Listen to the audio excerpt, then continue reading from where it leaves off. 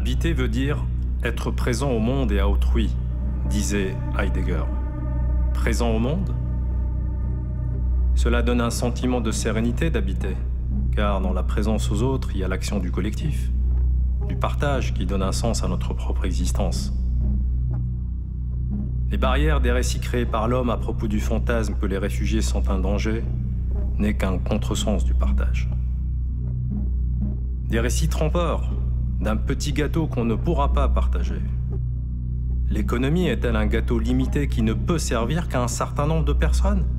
Que tous les pauvres veulent migrer laissant leur maison pour prendre une part du gâteau?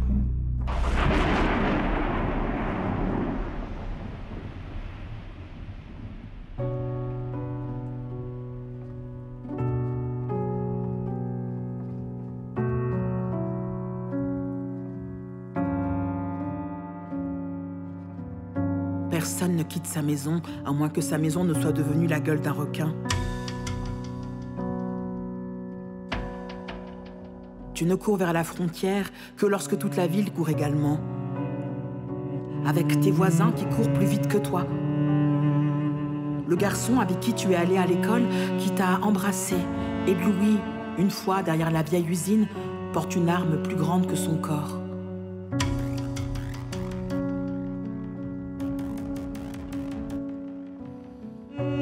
Tu pars de chez toi quand ta maison ne te permet plus de rester.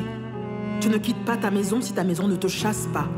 Du feu sous tes pieds, du sang chaud dans ton ventre, c'est quelque chose que tu n'aurais jamais pensé faire, jusqu'à ce que la lame ne soit sur ton cou. Et même alors, tu portes encore l'hymne national dans ta voix. Quand tu déchires ton passeport dans les toilettes d'un aéroport en sanglotant à chaque bouchée de papier pour bien comprendre que tu ne reviendras jamais en arrière. Il faut que tu comprennes que personne ne pousse ses enfants sur un bateau à moins que l'eau ne soit plus sûre que la terre ferme. Personne ne passe des jours et des nuits dans l'estomac d'un camion en se nourrissant de papier journal à moins que les kilomètres parcourus soient plus qu'un voyage. Personne ne rampe sous un grillage, personne ne veut être battu, pris en pitié. Personne ne choisit les camps de réfugiés ou la prison, parce que la prison est plus sûre qu'une ville en feu. Personne ne vivrait ça, personne ne le supporterait, personne n'a la peau assez tannée. Rentrez chez vous, les Noirs, les réfugiés, les sales immigrés, les demandeurs d'asile qui sucent le sang de notre pays. Ils sentent bizarre, sauvages. Ils ont fait n'importe quoi chez eux et maintenant, ils veulent faire pareil ici. Comment les mots, les sales regards peuvent te glisser sur le dos? Peut-être parce que leur souffle est plus doux qu'un membre arraché. Ou parce que ces mots sont plus tendres que 14 hommes entre tes jambes. Ou ces insultes sont plus faciles à digérer qu'un os, que ton corps d'enfant en miettes.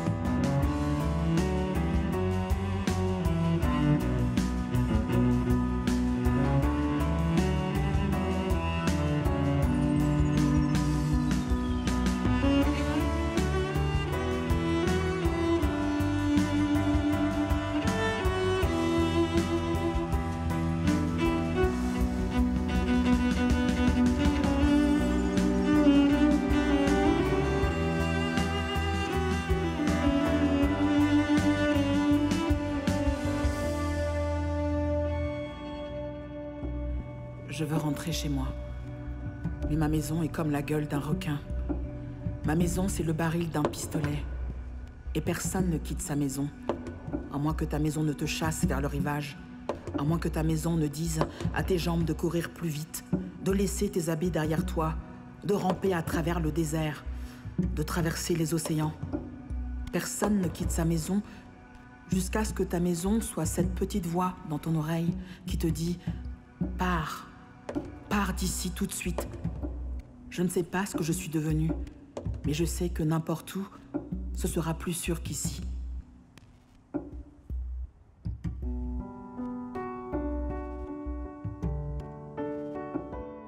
La crise climatique est une crise humaine. Elle entraîne des déplacements et de quitter sa maison. Pourtant, on sait que forcer de quitter sa maison, c'est perdre. Et les individus détestent perdre bien plus qu'ils aiment gagner. Alors pourquoi migrer?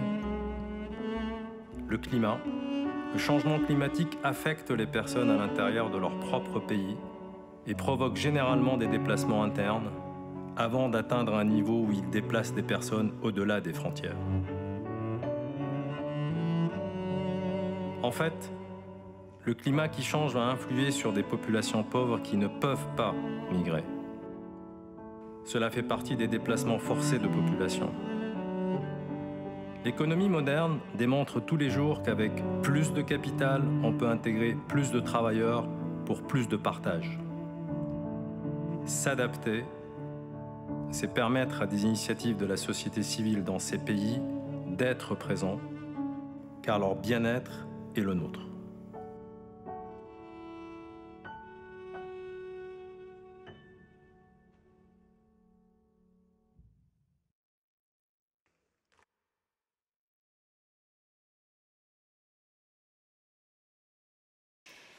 Quelle émotion! Bonsoir à toutes et à tous. Bonsoir. Nous sommes vraiment très heureux, Isabelle et moi, de vous retrouver en présentiel. Chers amis, merci d'être présents ce soir au Grand Palais éphémère pour cette nouvelle édition des ESG BPH, la 9e conférence de Swain Capital Partners en partenariat avec Change Now. Mais Jérôme, pourquoi cette année nous sommes ici en partenariat avec Change Now? Parce que, Isabelle, comme à chaque fois, notre objectif est de partager avec vous. Et quelle meilleure façon qu'en s'associant à un événement qui réunit les acteurs engagés d'un écosystème mondial. Quelle meilleure façon, finalement, de vous offrir une parenthèse dans vos vies professionnelles effrénées, pour une prise de recul, un accès à la connaissance et aux 1000 solutions. Alors effectivement, Jérôme, nous avons bien besoin de cette parenthèse dans nos vies effrénées professionnelles. Et il est clair qu'aujourd'hui, nous vivons un moment particulier parce que nous sommes confrontés à plus en plus de défis. Des défis déjà connus et qui s'accélèrent, et des nouveaux. Des nouveaux avec la crise sanitaire et malheureusement, depuis février dernier, le retour de la guerre en Europe et ses impacts pour lesquels nous n'étions pas du tout préparés. Alors le premier de ces grands défis, et nous y reviendrons plus longuement ce soir, c'est le défi climatique. Plus largement environnemental, et il y a désormais consensus. Un deuxième grand défi, conséquence directe du réchauffement climatique, c'est le défi migratoire que nous venons de vivre artistiquement il y a un instant. Merci infiniment aux danseurs Gabriel et Chris, à la violoncelliste Anne, je ne sais plus où elle est, la lectrice Sabine du poème « Homme » de la poétesse Warsan Shire, qui est somalienne, et au travers des propos de Sofiane Amar, fondateur de l'ONG Shams, qui œuvre en la formation des jeunes réfugiés du monde entier. Alors Sofiane, tu étais la voix off que nous venons d'entendre. Tu es quelque part, voilà, tu es là. Tu es dans le public avec nous ce soir. Donc vraiment, avec Jérôme, on voulait saluer le travail que tu fais tous les jours chez Shams parce que c'est vraiment remarquable. Et ça nous a beaucoup touchés. Et tu nous as confié notamment que tu étais sur le point de lancer un nouveau projet très ambitieux, lancer une école 42, donc sur le modèle de la franchise d'école 42 à Paris, pour former des réfugiés dans 2 pays du Sud. Sofiane, en tout cas, merci beaucoup. Tu l'as vu, l'émotion, elle est sincère. En tout cas, Sofiane, tu seras présent au cocktail et vraiment, je vous encourage à aller échanger avec lui pour discuter de ses projets. C'est incroyable. Alors, Sofiane, c'est aussi en découvrant ton travail, en discutant avec toi, en brainstormant, que nous avons décidé d'ouvrir cette soirée en traitant de ce sujet dur et toujours tragique des migrants. Avec tes mots, on a compris un peu mieux l'importance de ce défi migratoire auquel nous allons être confrontés de plus en plus, notamment lié au réchauffement climatique. Alors ce défi, il est colossal, il est peu encore pris en compte et il est à nos portes. C'est pourquoi il nous semblait absolument indispensable avec Jérôme qu'en parlant d'adaptation ce soir et en 2022, nous allions ouvrir ce sujet avec vous. C'était évident pour nous, effectivement, Isabelle, et on le voit bien, ces 2 grands défis se renforcent l'un et l'autre. Les défis migratoires trouvent aussi leur déséquilibre climatique, mais également les guerres. Tout cela se tient tout interagit. Avec un autre vrai sujet à relever, celui des inégalités face à ces défis. Et cela crée beaucoup de tensions. Oui. Et on peut donc se poser la question si ces crises sanitaires, ce retour de la guerre en Europe, ne risquent pas de mettre au second plan ces grands défis que nous devons gérer. Notre conviction est que ce serait une grave erreur et que cela nous laisserait dans une grande vulnérabilité. Notre conviction est qu'il faut adopter une approche systémique en s'adaptant, thème de ce soir, en prenant en compte 3 des paramètres rappelés par le GIEC. L'adaptation au changement climatique, l'adaptation aux pressions exercées sur la biodiversité, l'adaptation de nous, les hommes, et nos actions, quelles qu'elles soient. Alors, tu viens de mentionner le terme biodiversité. On parle de nature, mais de quoi parlons-nous exactement? On sait qu'il y a des liens entre la biodiversité et le climat. On sait qu'ils sont nombreux, qu'ils sont complexes. Le changement climatique est notamment l'une des 5 pressions qui contribuent à l'érosion de la biodiversité. Les 4 autres sont la dégradation des habitats, les pollutions, les espèces invasives et la surexploitation des ressources biologiques. Le changement climatique et la perte de nature se renforcent mutuellement de façon négative. Et pourtant, nous savons qu'en sens inverse, les écosystèmes naturels peuvent véritablement atténuer et aider à s'adapter aux défis du réchauffement climatique. Alors en effet, on parle de plus en plus de solutions basées sur la nature. Exactement. Isabelle pourra en parler et aller plus loin sur ces enjeux de biodiversité, de biomimétisme et nous apporter des réponses. Nous avons le plaisir d'accueillir Kalina Raskin, directrice générale de Cybios, qui est le centre d'études et d'expertise dédié au déploiement du biomimétisme en France. Kalina.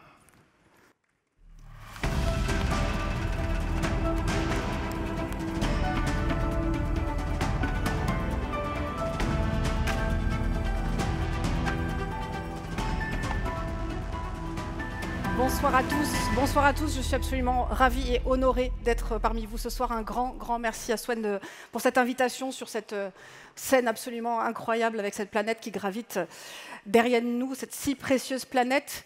Et peut-être une petite question avant de démarrer, juste pour me donner une idée. Qui a déjà entendu parler de biomimétisme jusqu'à... Pas mal. J'ai connu mieux, mais pas mal. Et donc, en guise de transition par rapport à ce que vous venez de dire, moi j'aime beaucoup cette image. Je pense que la plupart d'entre vous ont déjà vu cette image avec ces successions de déferlantes qui permettent de relativiser un petit peu les différents problèmes. Alors je dis que j'aime beaucoup cette image, mais en fait elle est absolument terrifiante, évidemment, cette image.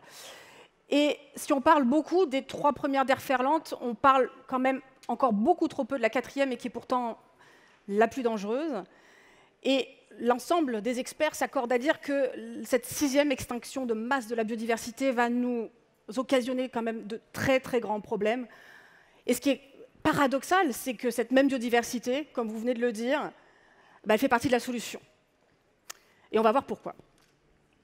Et je vais vous faire contribuer un petit peu et participer un petit peu. On va voir si vous êtes bons. Alors, à gauche... Oui, c'est ça, vous voyez. À gauche, je pense que tout le monde a reconnu le papillon, enfin j'imagine. Et c'est un papillon bien particulier, c'est le papillon Bombyx du mûrier, c'est le papillon qui est associé au ver à soie. Et il se trouve que le papillon mâle du Bombyx du mûrier, il est capable de détecter des phéromones femelles à une très grande distance. À votre avis, à quelle distance? En chair.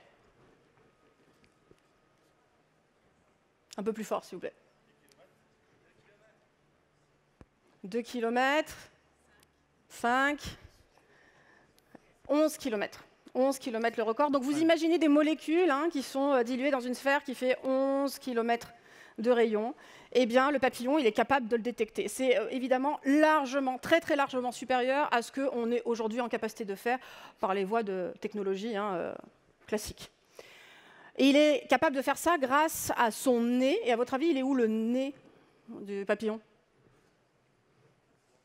Sur les antennes. Effectivement, les antennes du papillon, elles sont recouvertes de toutes petites structures, des structures nanoscopiques. Et on s'est aperçu que c'est grâce à ces structures-là que le papillon il était capable de ces seuils de détection absolument remarquables. Et il y a aujourd'hui des instituts de recherche qui imitent ce processus-là. Alors on est très très amateur par rapport au vivant, pour essayer de reproduire cette structure-là, cette capacité-là, avec les moyens du bord, et avec des seuils de sensibilité bien inférieurs pour pouvoir essayer néanmoins de détecter des substances dangereuses, qu'elles soient pour l'environnement ou évidemment pour la sécurité.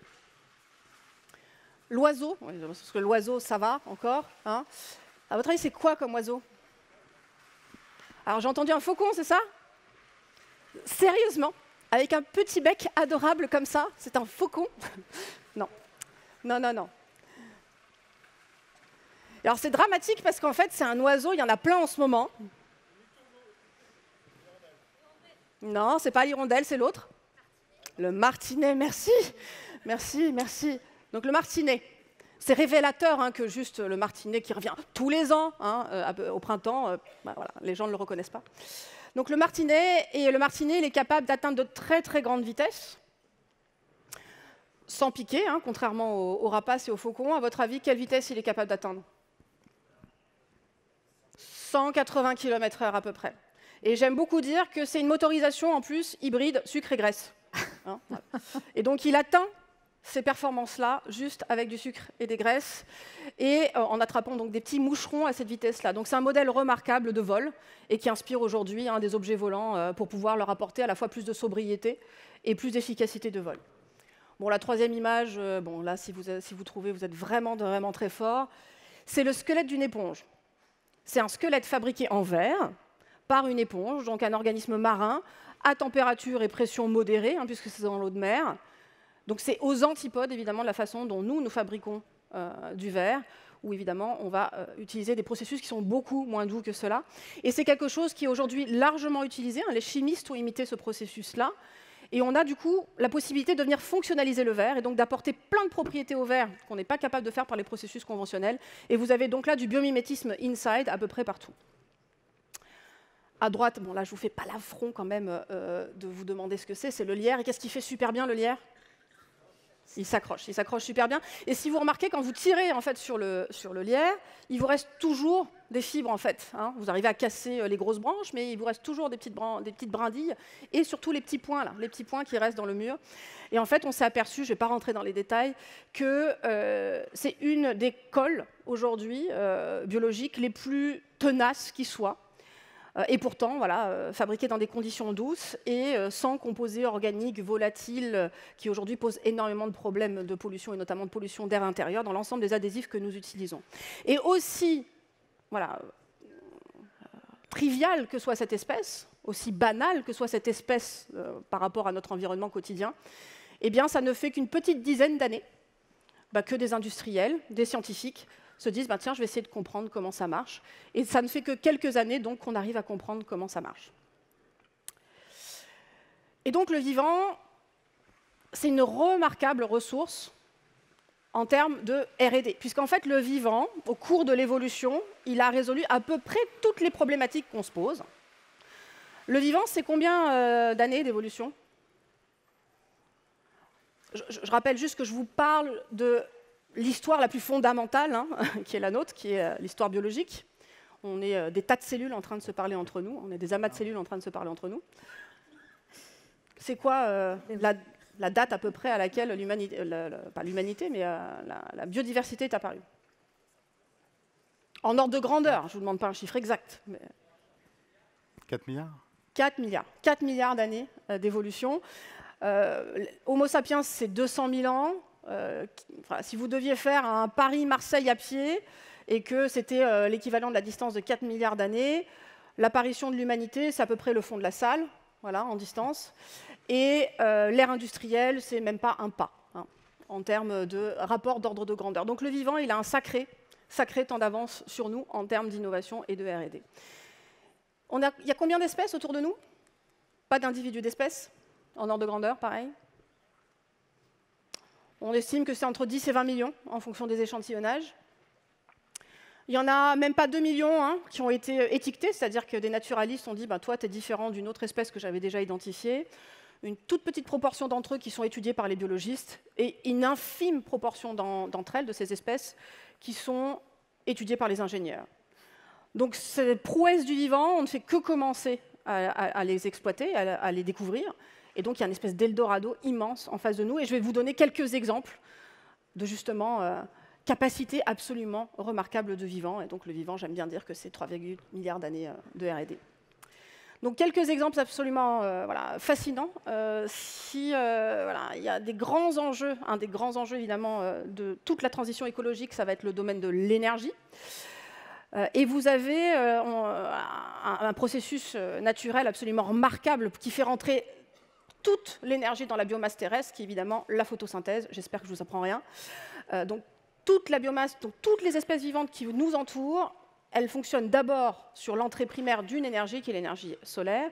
Donc on va simplifier par les végétaux, eux-mêmes consommés par des herbivores, eux-mêmes consommés par des carnivores, et puis ensuite tout ça se décompose dans un grand cycle. Mais l'entrée primaire d'énergie, c'est bien le solaire. Et donc on a la chance d'avoir en France parmi les meilleures équipes mondiales qui aujourd'hui essayent d'imiter le processus de photosynthèse, notamment à la fois pour la production propre et à haut rendement d'hydrogène, et également pour la séquestration et la revalorisation du CO2, puisque ce sont deux processus qu'on peut observer dans les systèmes biologiques. Un autre exemple sur la question de la perception, les capteurs, les senseurs. On est n'importe quelle espèce vivante, et notamment l'espèce humaine, on est bourré de capteurs et de senseurs, sinon de toute façon, on ne pourrait pas survivre. Et donc c'est sans surprise qu'un nombre croissant d'entreprises, de start-up, et là c'est des start-up, je vous ai mis de mémoire que des start-up françaises, que des start-up s'inspirent aujourd'hui de la façon dont le cerveau fonctionne, de la façon dont, donc ça c'est pour Another Brain, de la façon dont le nez fonctionne pour détecter les substances chimiques, ça c'est Haribal, ou encore comme la vision fonctionne, ça c'est Prophétie, pour pouvoir développer des systèmes de captation de l'environnement extrêmement efficaces et performants, et également très très sobres en consommation énergétique. Autre exemple, l'optimisation mécanique a plusieurs applications, donc un seul et même phénomène et principe biologique et plusieurs applications différentes. Le mouvement le plus courant que vous avez dans le milieu aquatique, c'est évidemment l'ondulation, parce que, voilà, évolutivement, c'est le mouvement qui est le plus efficace pour se mouvoir dans un fluide. Et à partir de ce principe-là, le même inventeur, qui est Jean-Baptiste Drevet, il est à l'origine de plusieurs applications différentes, par l'entreprise CoreWave. Donc ça, ce sont des membranes ondulantes qui vont pouvoir venir aider, en fait, c'est des pompes d'assistance cardiaque et améliorer la circulation. CoreWave, c'est la première entreprise qui est financée par le Fonds européen de l'innovation. C'est une entreprise française et c'est une entreprise du biométisme. Ilenergy, c'est une entreprise qui, elle, va développer des hydroliennes ondulantes. Et donc, c'est-à-dire comment récupérer l'énergie des courants marins en ondulant et non pas en faisant tourner des hélices. Ça a plusieurs avantages. C'est que c'est efficace à faible débit, donc vous pouvez les mettre en zone fluviale et proche des côtes. Et en plus, pour des raisons morphologiques évidentes, vous n'avez pas de risque de blessure de la biodiversité ou encore de modification des courants marins. Et enfin, voilà, dernière petite nez, dont vous avez peut-être déjà entendu parler, c'est l'entreprise Phoenix qui, elle, va développer de la motorisation ondulante pour le nautisme. Et donc, on va changer les hélices on va les remplacer par, cette fois-ci, des moteurs avec une membrane ondulante qui fait beaucoup, beaucoup moins de bruit. Donc, ce qui évidemment vient moins gêner la biodiversité sous-marine et en plus, pareil, pour des raisons morphologiques, ne va pas venir les blesser.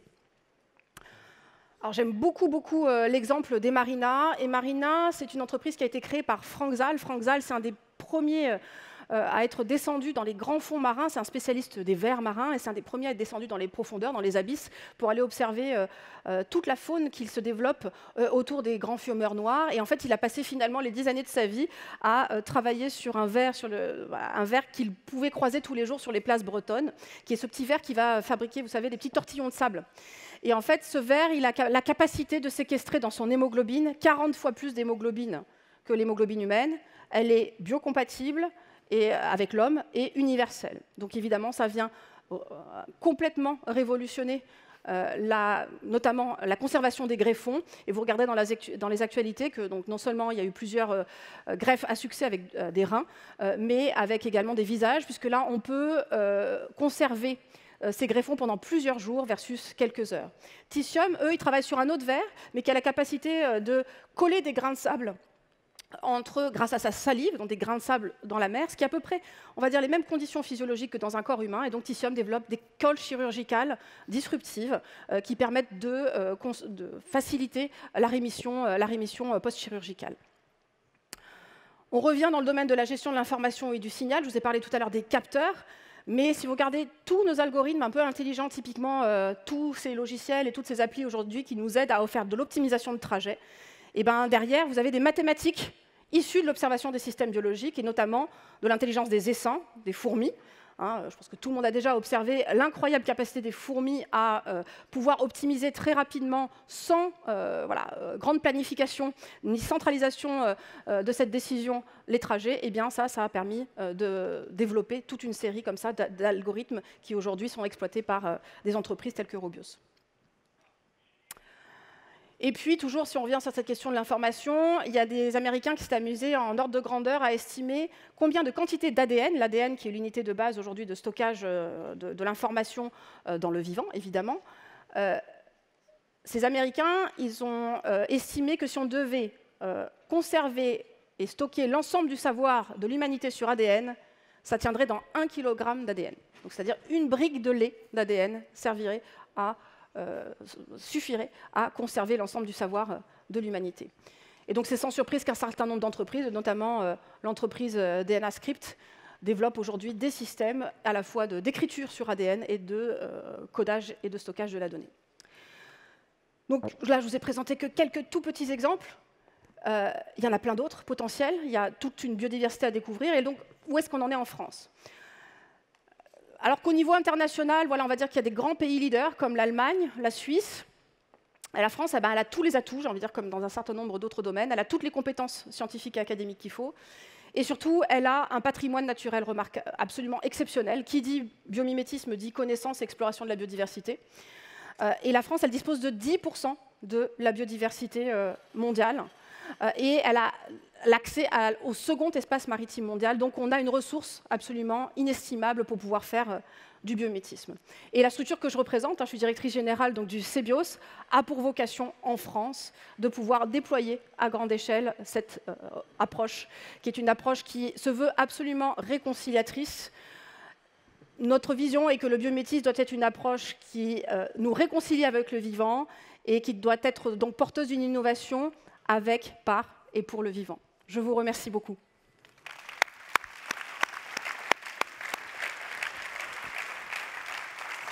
Merci beaucoup, Kalina. Merci beaucoup. On a tout compris du biomimétisme et source d'inspiration.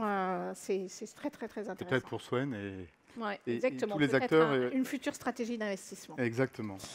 Bien, maintenant, avec Isabelle, nous souhaitions vous proposer un focus sur 10 ans de tendance ESG dans le non-coté. Alors, tout d'abord, quelques chiffres.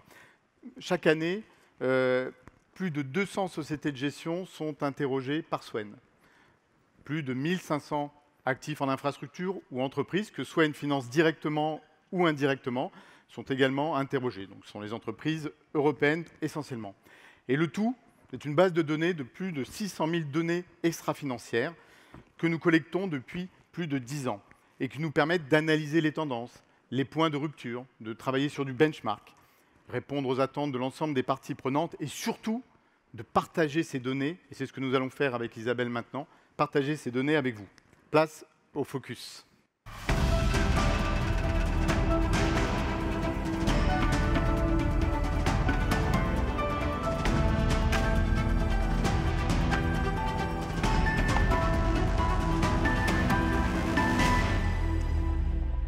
Alors, sur les 10 dernières années, nous avons identifié 4 périodes. Avant 2015, l'ESG en est à ses débuts. Il nous faut la... Voilà, l'ESG, je me tourne. Voilà, l'ESG en est à ses débuts. Et là, vous le voyez sur ces chiffres, seulement un GP sur 3, une société de gestion sur 3 est signataire des PRI et une société de gestion sur 10 publie un rapport ESG. À partir de 2015, entre 2015 et 2018, dans la continuité de la COP21, il y a un phénomène d'accélération qu'on va voir dans un instant sur le slide suivant. Et là, on peut constater qu'il y a une période d'accélération dans l'intégration des enjeux ESG. Et on le voit avec les statistiques, puisque près de 70% des sociétés de gestion ont une politique d'investissement responsable. Près de 80% en 2018 sont signataires des PRI. Et plus de 80% ont mis en place des suivis d'indicateurs ESG. Donc il y a vraiment cette phase d'accélération entre 2015 et 2018. Et 2018 arrive. Merci, on est en phase, parfait. On entre dans une phase de structuration. 2018, c'est vraiment un pivot. Dans la suite du plan pour la finance durable de la Commission européenne, le non-coté se professionnalise. On assiste au déploiement des process ESG dans les investissements et également une certaine sophistication dans les approches. La priorité des sociétés de gestion est véritablement dans l'accompagnement de leur participation et dans la mise en place de plans d'action ESG. Les chiffres issus de nos bases de données l'illustrent. Donc, 3/4 des sociétés de gestion intègrent des clauses ESG dans leur pacte d'actionnaires et 2/3 des sociétés de gestion interrogées déploient des feuilles de route ESG systématiquement pour les participations en portefeuille. Sur cette période, l'accent est mis notamment sur la prise en compte des enjeux climat. Donc c'est vraiment sur cette période-là qu'on voit monter le climat. On voit aussi monter l'investissement à impact. Le défi de la mesure, qui devient vraiment de plus en plus prégnant, et surtout de bien mesurer ses performances extra-financières, ses performances d'impact. On le voit, les sujets deviennent de plus en plus complexes et requièrent de plus en plus d'expertise poussée. Quant aux investisseurs institutionnels, eh bien, là aussi, on fait face à une montée de la sophistication en matière de ESG et d'impact. Et puis c'est 2021, le choc sur la finance. Alors, j'ai presque envie de vous poser la question, qui se souvient du 10 mars 2021 ? Des mains levées quand même. Ouais, voilà. Moi, je m'en souviens parce que c'est à un jour de ton anniversaire. Donc, alors, sauf que c'est beaucoup moins festif. C'est la date d'entrée en vigueur de la première salve de réglementation ESG. Et c'est que le début. Et depuis, le tsunami réglementaire ESG, il déferle, il n'est pas terminé et il va transformer notre industrie. Alors, l'ESG, avant, c'était déclaratif. Depuis 2021, l'ESG, c'est impératif, c'est à la fois normé et obligatoire. Et les règles sont très précises, bien qu'encore instables, on n'a pas encore tous les textes, exigeantes, et elles sont très, très nombreuses. Donc nous découvrons véritablement la complexité de ces sujets. Et Isabelle, avec tout ce que tu nous présentes, si on devait retenir 3 messages clés pour agir. Tu me fais un petit challenge là. Bon, c'est facile. Alors, 3 messages clés. Donc le premier, ce serait de faire évoluer nos structures organisationnelles. C'est absolument indispensable, véritablement, d'intégrer l'ESG dans tous les métiers de l'entreprise. Le deuxième, ce serait d'internaliser l'ESG autant que faire se peut et externaliser plutôt sur des sujets pointus. Les cabinets de conseil, voilà, on va pas vivre sans vous, mais je pense qu'on a besoin de vous véritablement sur des sujets pointus. Et d'ailleurs, chez Swen, nous avons démarré avec... un demi. Voilà, un demi. ETP, et aujourd'hui, c'est... Il y a 10 ans. Il y a 10 ans, et aujourd'hui, c'est 8 collaborateurs qui sont dédiés à l'ESG, pas seulement pour faire de la due diligence, mais pour faire de la recherche et accompagner les entreprises, parce qu'on doit travailler de façon écosystémique.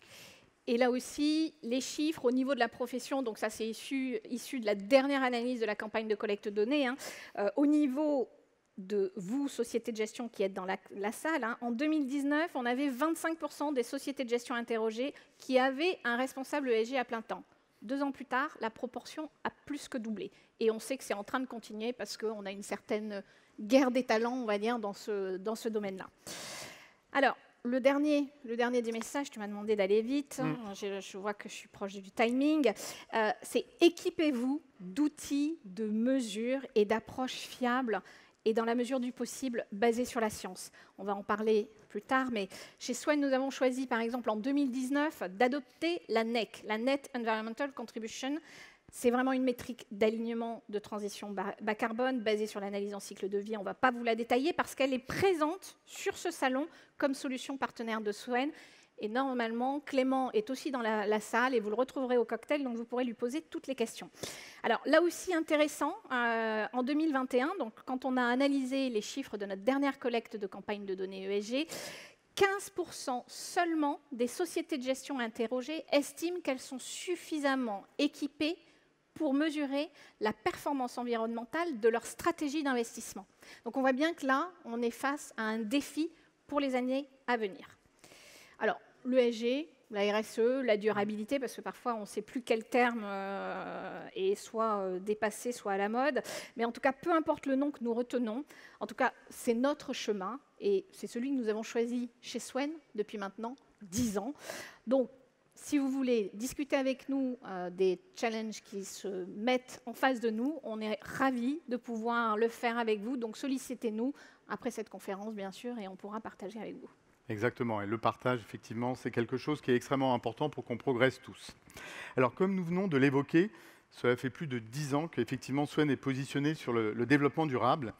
Et pour répondre aux défis que nous venons de partager, Swen propose des fonds à impact sur des enjeux complexes en s'appuyant sur une expertise scientifique pointue, comme par exemple le fonds Swen Blue Ocean, dédié à la régénération de l'océan, en partenariat avec l'IFREMER, ou bien le fonds SWIFT, dédié à la décarbonisation du secteur du gaz.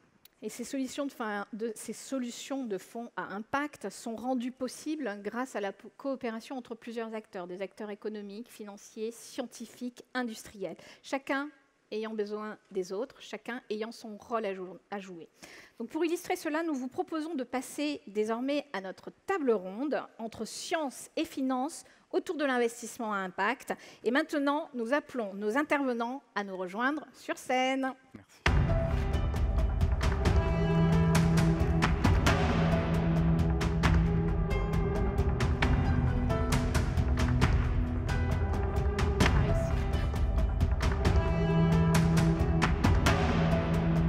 Oui, Pierre, vous êtes là-bas. Pierre et François, vous êtes là. Isabelle. Voilà, tous les deux ensemble. La science, le canapé de la science. Eh ben, Voilà. ouais, bah, tiens, installe-toi ici. Ouais. Exactement.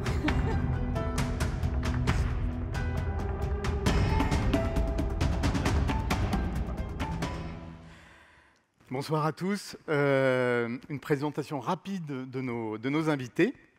Alors, du côté des acteurs financiers, pour représenter les investisseurs institutionnels, Carlos Aroro d'Alliance. Bonsoir. Bonsoir. Pour représenter les investisseurs du monde des Family Office, Benjamin Friedrich du Family Office Enoui. Bonsoir.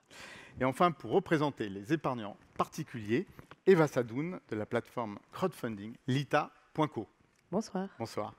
Du côté des acteurs scientifiques, Pierre Dubreuil, directeur général de l'Office français de la biodiversité. Bonsoir. Bonsoir. Et François Houillet, président directeur général de l'IFREMER. Bonsoir. Merci de votre présence à tous. Alors, merci beaucoup. Et comme on l'a vu précédemment, face à la réalité du changement climatique, la question de l'adaptation commence véritablement à prendre de l'ampleur. Alors, en début d'année, on a vu Antonio Guterres évoquer le fait que l'adaptation ne doit plus être la première moitié négligée de l'équation climatique. Donc, spontanément, notre première question est de savoir qu'évoque pour vous et dans votre métier, au quotidien, le terme adaptation par rapport aux grands défis évoqués, notamment environnementaux et de perte de biodiversité. Commençons par toi, Benjamin. Merci. Alors évidemment, en tant qu'investisseur à impact, déjà la biodiversité, c'est évidemment un enjeu majeur. Après, plus spécifiquement sur le thème de l'adaptation, je dirais que on va avoir besoin, nous, en tant qu'investisseurs généralistes, de s'appuyer sur la connaissance qu'on n'a pas. Parce que par définition, en tant que bon généraliste, on est expert de rien. Et d'ailleurs, Kalina nous a bien rappelé notre ignorance tout à l'heure en introduction. Et donc, ce qu'on va avoir besoin de faire, c'est de travailler en collaboration avec des centres de recherche. Avec des centres de recherche, avec le monde académique, des associations, des experts, etc. Par exemple, on travaille beaucoup avec l'ADEME, donc des agences nationales aussi, pour bien comprendre les enjeux et aller financer les structures qui traitent les vrais sujets. On se méfie beaucoup des fausses bonnes idées. Je pense qu'il y a beaucoup d'intuition qui s'avèrent en fait assez fausses. Par exemple, nous, il y a quelques temps, on avait regardé une entreprise qui crée une machine qui permet de collecter et de recycler les déchets plastiques à la surface des océans. Et il se trouve qu'on travaille beaucoup avec Plastic Odyssée, qui est une association que vous connaissez peut-être, qui travaille sur ces sujets, et qui avait publié justement une étude dans laquelle elle disait que oui, en effet, la pollution plastique dans les océans, c'est catastrophique pour plein de raisons, notamment la biodiversité, mais pas que, au-delà jusqu'à la santé humaine. Mais que par contre, les déchets qui sont à la surface, en fait, c'est un peu l'arbre qui cache la forêt, et que les déchets plastiques en surface représentent en fait moins de 1% de la pollution plastique des océans. Je crois que le chiffre exact, c'est 0,6%. Donc autant dire que le vrai enjeu sur ce thème-là, ça va être plutôt la pollution plastique dans les différentes strates des profondeurs des océans et pas forcément la surface. Après, ça ne veut pas dire qu'il faut rien faire en surface, bien sûr. Donc en direct, quand on investit donc en equity chez NOI en direct, on essaye le plus possible de s'appuyer sur des gens qui savent, parce que donc nous on est un peu limité puisqu'on est généraliste. Et puis en indirect, puisqu'on intervient aussi dans des fonds d'investissement, on va privilégier ceux qui ont des partenariats avec des centres de recherche, par exemple, comme vous le faites avec l'IFREMER. Et puis peut-être pour compléter, finalement un investisseur, on ne fait pas grand-chose, on est pourvoyeur de capitaux pour des entreprises qui, elles, font des choses. Et donc le sujet de l'adaptation dans notre métier de financement, ça va plutôt être l'enjeu de sélectionner des entreprises qui ont cette capacité d'adaptation. Parce qu'évidemment, quand on intervient sur du long terme, nous en equity c'est plutôt 6-7 ans, on sait qu'une seule chose, c'est que tout aura changé. On est en 2022, donc à horizon 2029, je crois qu'on est tous d'accord ici pour se dire qu'on ne sait pas du tout à quoi va ressembler la société, et le Covid nous l'a encore rappelé. Et donc, on va chercher des entreprises qui ont cette capacité-là d'adaptation, mais du coup, ça veut dire aussi de changement. Et en tant qu'investisseur à impact, ça pose une question, parce que comment s'assurer que l'entreprise qu'on sélectionne parce qu'elle a cette capacité à changer, comment s'assurer qu'elle va conserver sa mission d'impact ? Sur 6-7 ans, en fait, il y a une chose qu'on sait qui va perdurer dans le temps, sur la durée, c'est les dirigeants de l'entreprise. Parce que concrètement, on a un outil juridique très simple qui fait que le dirigeant ne peut pas quitter l'entreprise tant qu'on la finance. Donc ça, on le sait, les dirigeants restent. Ensuite, vous allez me dire, les individus changent aussi. Comment on sera dans 5, 6, 7 ans, on ne sera pas forcément les mêmes. Et nous, on pense qu'il y a une chose qui va rester dans l'individu, ça va être ses motivations profondes et sincères, donc ses core values, donc ses valeurs fondamentales. Si vous quittez tout demain pour partir au bout du monde et que vous quittez votre famille, votre sphère professionnelle, on peut parier, je pense raisonnablement, sur le fait que dans 6 mois, 12 mois, 24 mois, vous aurez quand même conservé vos valeurs. Et donc, en fait, c'est là-dessus qu'on va mettre notre attention en tant qu'investisseur. Lors de la période d'instruction, donc de due deal, on va essayer d'utiliser ce temps d'échange qui est souvent assez resserré pour détecter ces valeurs-là, donc cette intention profonde des dirigeants, au-delà de ce qu'ils ont marketé, parce que finalement, c'est pas forcément, alors pas d'ailleurs par manipulation, mais simplement parce qu'on n'est pas toujours conscient de ses propres valeurs. Et donc, on va essayer de gratter ça pour bien le comprendre et être sûr que l'entreprise va s'adapter, mais en conservant sa mission sociale. Alors Benjamin, j'ai forcément envie de me tourner un peu vers la science, parce que François, là, peut-être comment réagir aux propos de Benjamin qui parle de l'accès à la science, à la connaissance, pour bien flécher ses investissements finalement, et comment l'adaptation chez l'IFREMER est gérée, voire adressée. Alors d'abord, merci pour être présent. Très heureux d'être partenaire de Sven Capital Partners au travers du fonds Blue Ocean. L'adaptation, ça a été bien montré au début, c'est de la réaction parfois. Et là, d'une certaine manière, la science, elle est peu présente parce que la réaction, elle est immédiate. Bon. Et notre rôle à nous, je crois que ça a été déjà évoqué, c'est finalement, quand il s'agit de comprendre le phénomène qui est à l'œuvre, qu'est-ce que c'est que la montée de l'océan, qu'est-ce que c'est que l'acidification de la mer, comprendre, mesurer, maîtriser la vitesse à laquelle ça se passe, comprendre aussi les impacts éventuels des innovations que nous allons générer. Par exemple, l'aquaculture peut être une réponse à un moment ou à un autre aux besoins alimentaires des populations. La pêche, moins aujourd'hui, puisqu'on surpêche. Vous l'avez évoqué, je crois, dans votre propos liminaire. Surexploitation menace la biodiversité. Donc l'aquaculture est une solution. Mais l'aquaculture n'est une solution durable, intéressante, que si on sait maîtriser les impacts de cette aquaculture. Donc, on peut avoir besoin de mesurer cela, et puis de compétences particulières, puis d'innovation. Et puis, par exemple, ça nous amène à contribuer, participer à une société comme Bioceanor qui va développer des travaux dans ce domaine-là. Donc, il y a toute cette chaîne de la compréhension des mécanismes et puis de la maîtrise des impacts. Après, il y a dans notre métier à nous, l'idée que quand on a des recherches intéressantes, elles peuvent déboucher effectivement sur des solutions. Alors ces solutions, elles peuvent être de nature différente, mais je ne vais pas redire ce qu'a dit brillamment tout à l'heure notre collègue du biomimétisme, mais quelques exemples quand même. On fait un concours d'innovation au sein de l'Institut, et puis pour accueillir des gens qui ont des idées, faire de la preuve de concept, et on a accueilli cette année quelqu'un qui travaille sur une archée, donc un micro-organisme des profondeurs, qui est susceptible de produire de l'hydrogène sans produire de CO2. Alors on est en train d'optimiser, c'est pas encore opérationnel, mais voilà, là la connaissance, elle génère potentiellement demain, après-demain, une innovation dont il faudra vérifier après que quand on considère le cycle de vie global, elle n'a pas d'impact négatif, parce qu'évidemment, il faut faire ça. Voilà, donc ça, c'est un exemple assez particulier. Tout à l'heure aussi, à propos du biomimétisme, il y a une présentation là, de la mécanique ondulatoire, là, enfin, pas la mécanique ondulatoire physique, mais de l'ondulation. On a un collègue dans un registre complètement différent. On a accueilli, là aussi d'ailleurs, auprès de collègues, quelqu'un qui venait de l'extérieur et qui a fait une sorte de nageoire qu'on peut coller derrière un navire pour optimiser sa propulsion et réduire et donc contribuer à la décarbonation.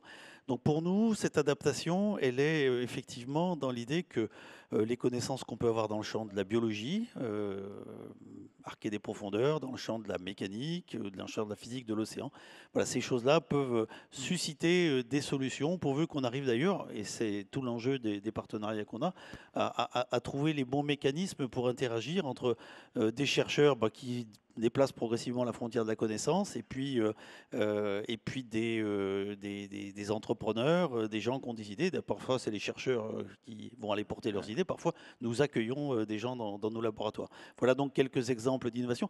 Dernier exemple en termes d'adaptation, deux derniers exemples sur le changement climatique, puisque c'est quand même un sujet que vous avez évoqué. L'huître perlière en Polynésie française est soumise au réchauffement global. Enfin, les lagons sont soumis au réchauffement global. Et donc là, pour nous, l'adaptation, c'est de voir si dans les huîtres perlières, il y a des variants qui portent des gènes qui favorisent l'adaptation de ces espèces, à la fois à la montée de la température et éventuellement une légère acidification. Donc là, on retrouve des recherches en biologie finalement assez classiques qui sont menées.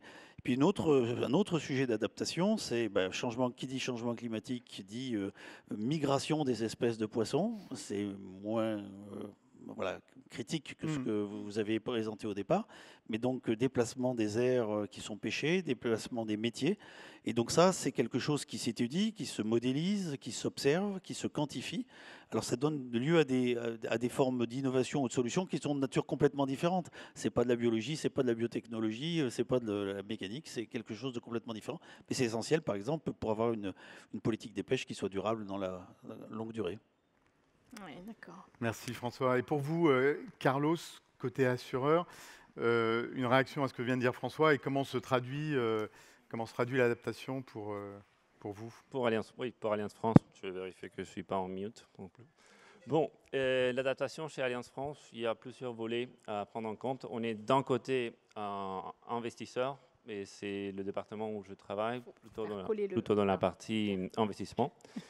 Et il y a aussi la partie assureur. Donc, il y a des nouveaux risques qu'il faut prendre en compte. Et pour nous, on est impacté par les deux côtés.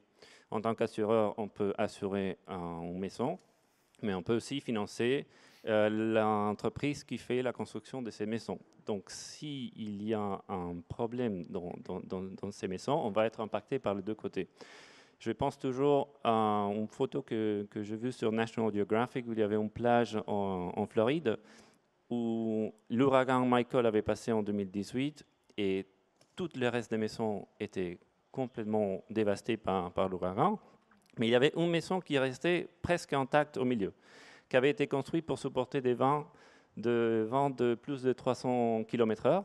Donc ça a résisté complètement l'ouragan. Et là, on s'est dit, ça c'est un très bon exemple d'adaptation. Pour un assureur, vous pouvez imaginer que les dommages qui vont être payés sont beaucoup moindres. Donc il y a un intérêt aussi pour les clients et aussi pour nous en tant qu'assureur.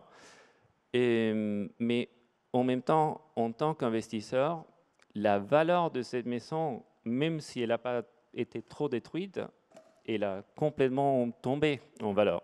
Parce qu'il y a une adaptation individuelle qu'on peut faire, mais s'il n'y a pas une adaptation collective, et la perte de valeur est énorme. Donc c'est important que quand on travaille en tant qu'acteur assureur et en même temps dans la partie financement, qu'on prenne en compte les deux côtés, parce qu'à la fin, c'est un impact qui va être assez fort. Tu évoquais aussi, Isabelle, le tsunami de régulation qui vient d'arriver. Tu as évoqué le 10 mars comme le point de bascule. Mais il y avait aussi le 1er janvier, de cette année concernant la réglementation taxonomie. C'est le deuxième objectif de la taxonomie, c'est l'adaptation. Donc ça veut dire que pour la Commission européenne, ça a été important de ne pas uniquement promouvoir l'atténuation au changement climatique, mais il y a d'autre côté des actions pour promouvoir l'adaptation. Même si dans le premier objectif, il y a une base qui est beaucoup plus claire en termes de science, on sait que maintenant, toute production d'électricité avec plus de 5 grammes de CO2 par kilowattheure est durable, selon la Commission. Et après, il faut passer par différentes mesures. Sur la partie adaptation, quand on lit la différente évaluation qu'il faut faire pour chaque classe d'actifs, elle est complètement différente et générique. On ne peut pas adapter une forêt comme on va adapter une maison. Pour la forêt, il faut choisir les arbres corrects qui vont s'adapter à un scénario de 2 degrés, 3 degrés, d'ici 30 ans, d'ici 40 ans, pour éviter une sécheresse qui peut causer un incendie. Et de l'autre côté, une maison, il faut l'adapter à travers des changements de matériaux. Donc là, il y a beaucoup d'entreprises qui développent des solutions pour l'adaptation des matériaux, beaucoup de startups qui développent des bonnes solutions. Et ce sont les types de solutions qu'on cherche en tant qu'investisseur dans ces moments. On n'investit pas en direct, on investit à travers des partenaires, vous le savez bien, parce qu'on est côté asset owner, désolé pour l'anglais.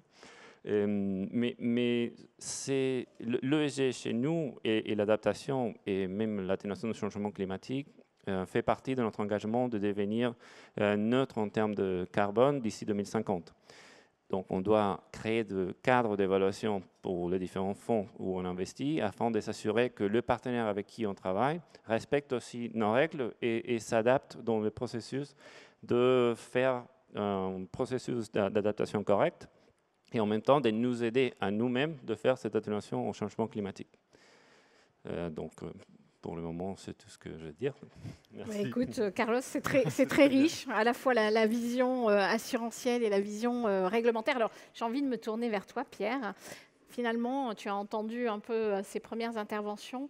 Comment ça se passe au niveau de l'Office français de la biodiversité en matière d'adaptation et qu'est-ce que tu as peut-être envie de partager avec nous en ayant écouté ces premiers propos?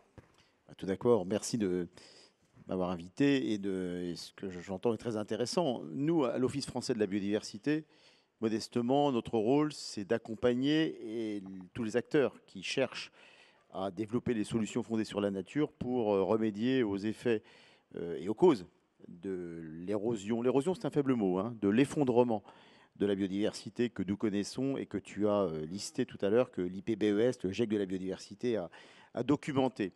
Donc nous, on est là pour accompagner, encourager, faire le lien entre changement climatique et biodiversité aussi.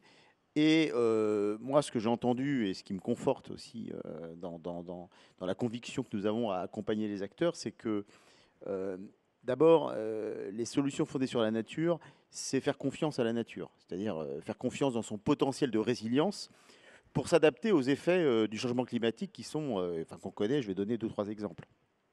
C'est aussi faire confiance dans la capacité de l'homme à innover. C'est-à-dire que ce n'est pas opposer la nature et l'homme.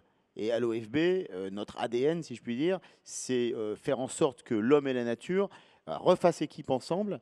Et pour ça, il faut faire confiance dans l'innovation. Mais une innovation qui soit tournée vers la résilience et la capacité de la nature. Et comme l'a dit François, pour ça, il faut la comprendre, la nature. Et Kalina l'a dit tout à l'heure, ça nécessite de s'appuyer sur la connaissance, sur de la donnée, sur de la recherche, la data, que ce soit pour le milieu océanique, pour le milieu terrestre, milieu marin, le milieu aquatique. Et à l'OFB, on n'est pas sectaire parce que nous, on s'intéresse à tous les milieux. C'est aussi le sens de la création de cet office il y a 2 ans. Donc, si vous voulez, c'est possible de s'adapter, nous, c'est ce qu'on montre. 3 exemples. En ce moment, avec la vague de chaleur qu'on connaît, il y a des îlots de chaleur urbains. Donc, comment s'adapter à ces îlots de chaleur urbains en désimperméabilisant les villes, parce que, évidemment, l'autre face, c'est qu'il y a des inondations, il y a des coups de chaleur, il y a des inondations. Donc, il faut à la fois désimperméabiliser les villes et les végétaliser. Comment on fait? Un exemple qui relie, par exemple, innovation et adaptation. Il y a des bétons, qu'on appelle des e-concrete, qui sont des bétons poreux qui laissent passer l'eau et qui évitent d'avoir des épisodes dans des villes qui sont dramatiques, qu'on connaît parfois et qu'on voit en France comme ailleurs, et qui permettent aussi, grâce au talent des architectes urbanistes, d'aménager la ville différemment pour qu'elle s'adapte aux effets du changement climatique dans ces mégapoles ou ces grandes villes comme Paris, et en même temps qu'elles permettent de trouver une meilleure résilience pour absorber l'eau, pour faire en sorte que les micro-organismes passent dans les sols, ce qui n'existe pas assez aujourd'hui. Deuxième exemple, plus rural, pour s'adapter aux effets de la sécheresse, des sécheresses que nous allons malheureusement connaître bientôt en France, c'est planter des haies. Alors ça paraît bizarre, hein, mais les haies, c'est une infrastructure de biodiversité, c'est comme ça qu'on l'appelle, qui a plutôt disparu. Il vous suffit de survoler la France, vous allez voir que les haies, avant, ce n'était pas simplement un élément de paysage.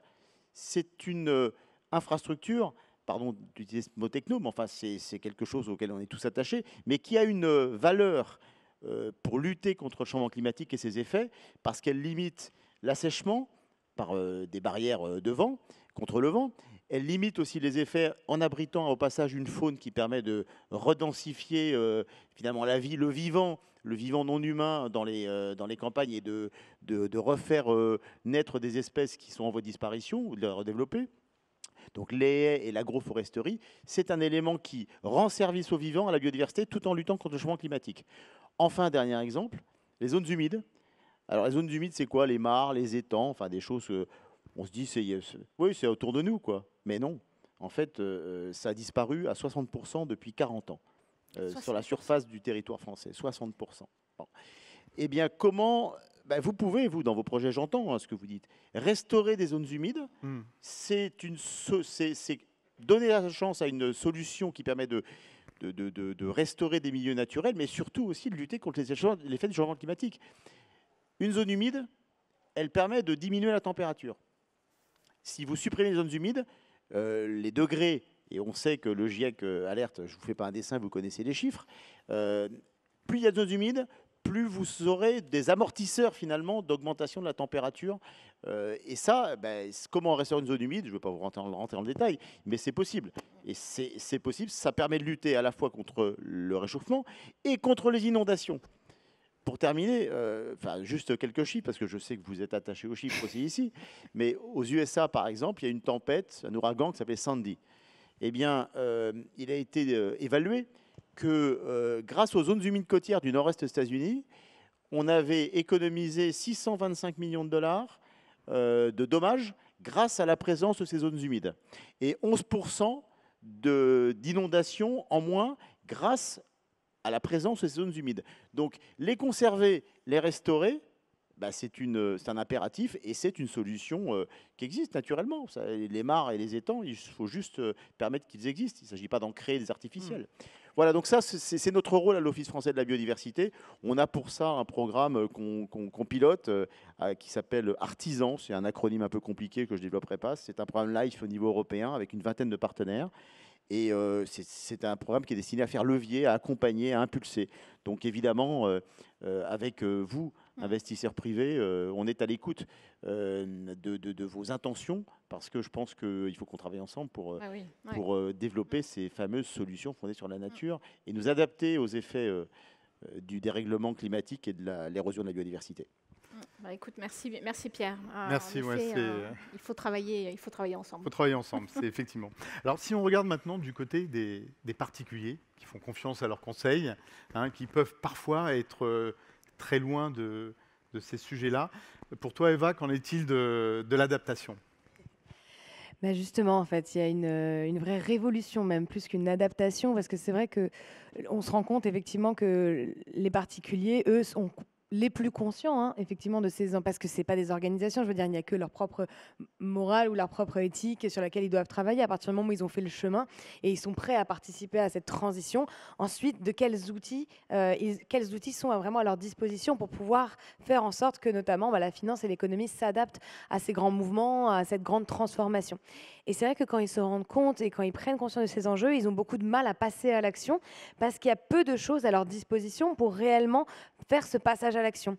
Les particuliers, l'épargne du grand public s'est construit autour de dogmes sur le risque, le rendement, qui sont quand même assez conservateurs. C'est construit aussi autour pas d'une gamification, mais en tout cas d'une massification des produits d'épargne, notamment des fonds de pension, qui a fait que l'essentiel de l'épargne aujourd'hui est redirigé davantage sur les marchés plutôt que notamment vers les innovations que vous portez, que ce soit les innovations dans le mimétisme ou en faveur de la biodiversité, etc. Et ils ont été un peu mis sur le palier justement du choix intelligent en matière d'investissement. Et nous, on a eu envie de les faire participer en fait à cette transition en leur offrant des possibilités d'investissement qui étaient aujourd'hui dans lesquels ils ne pouvaient pas réellement investir, ou des techniques en fait, d'investisseurs qui ne sont réservées qu'à une élite ou à des investisseurs institutionnels.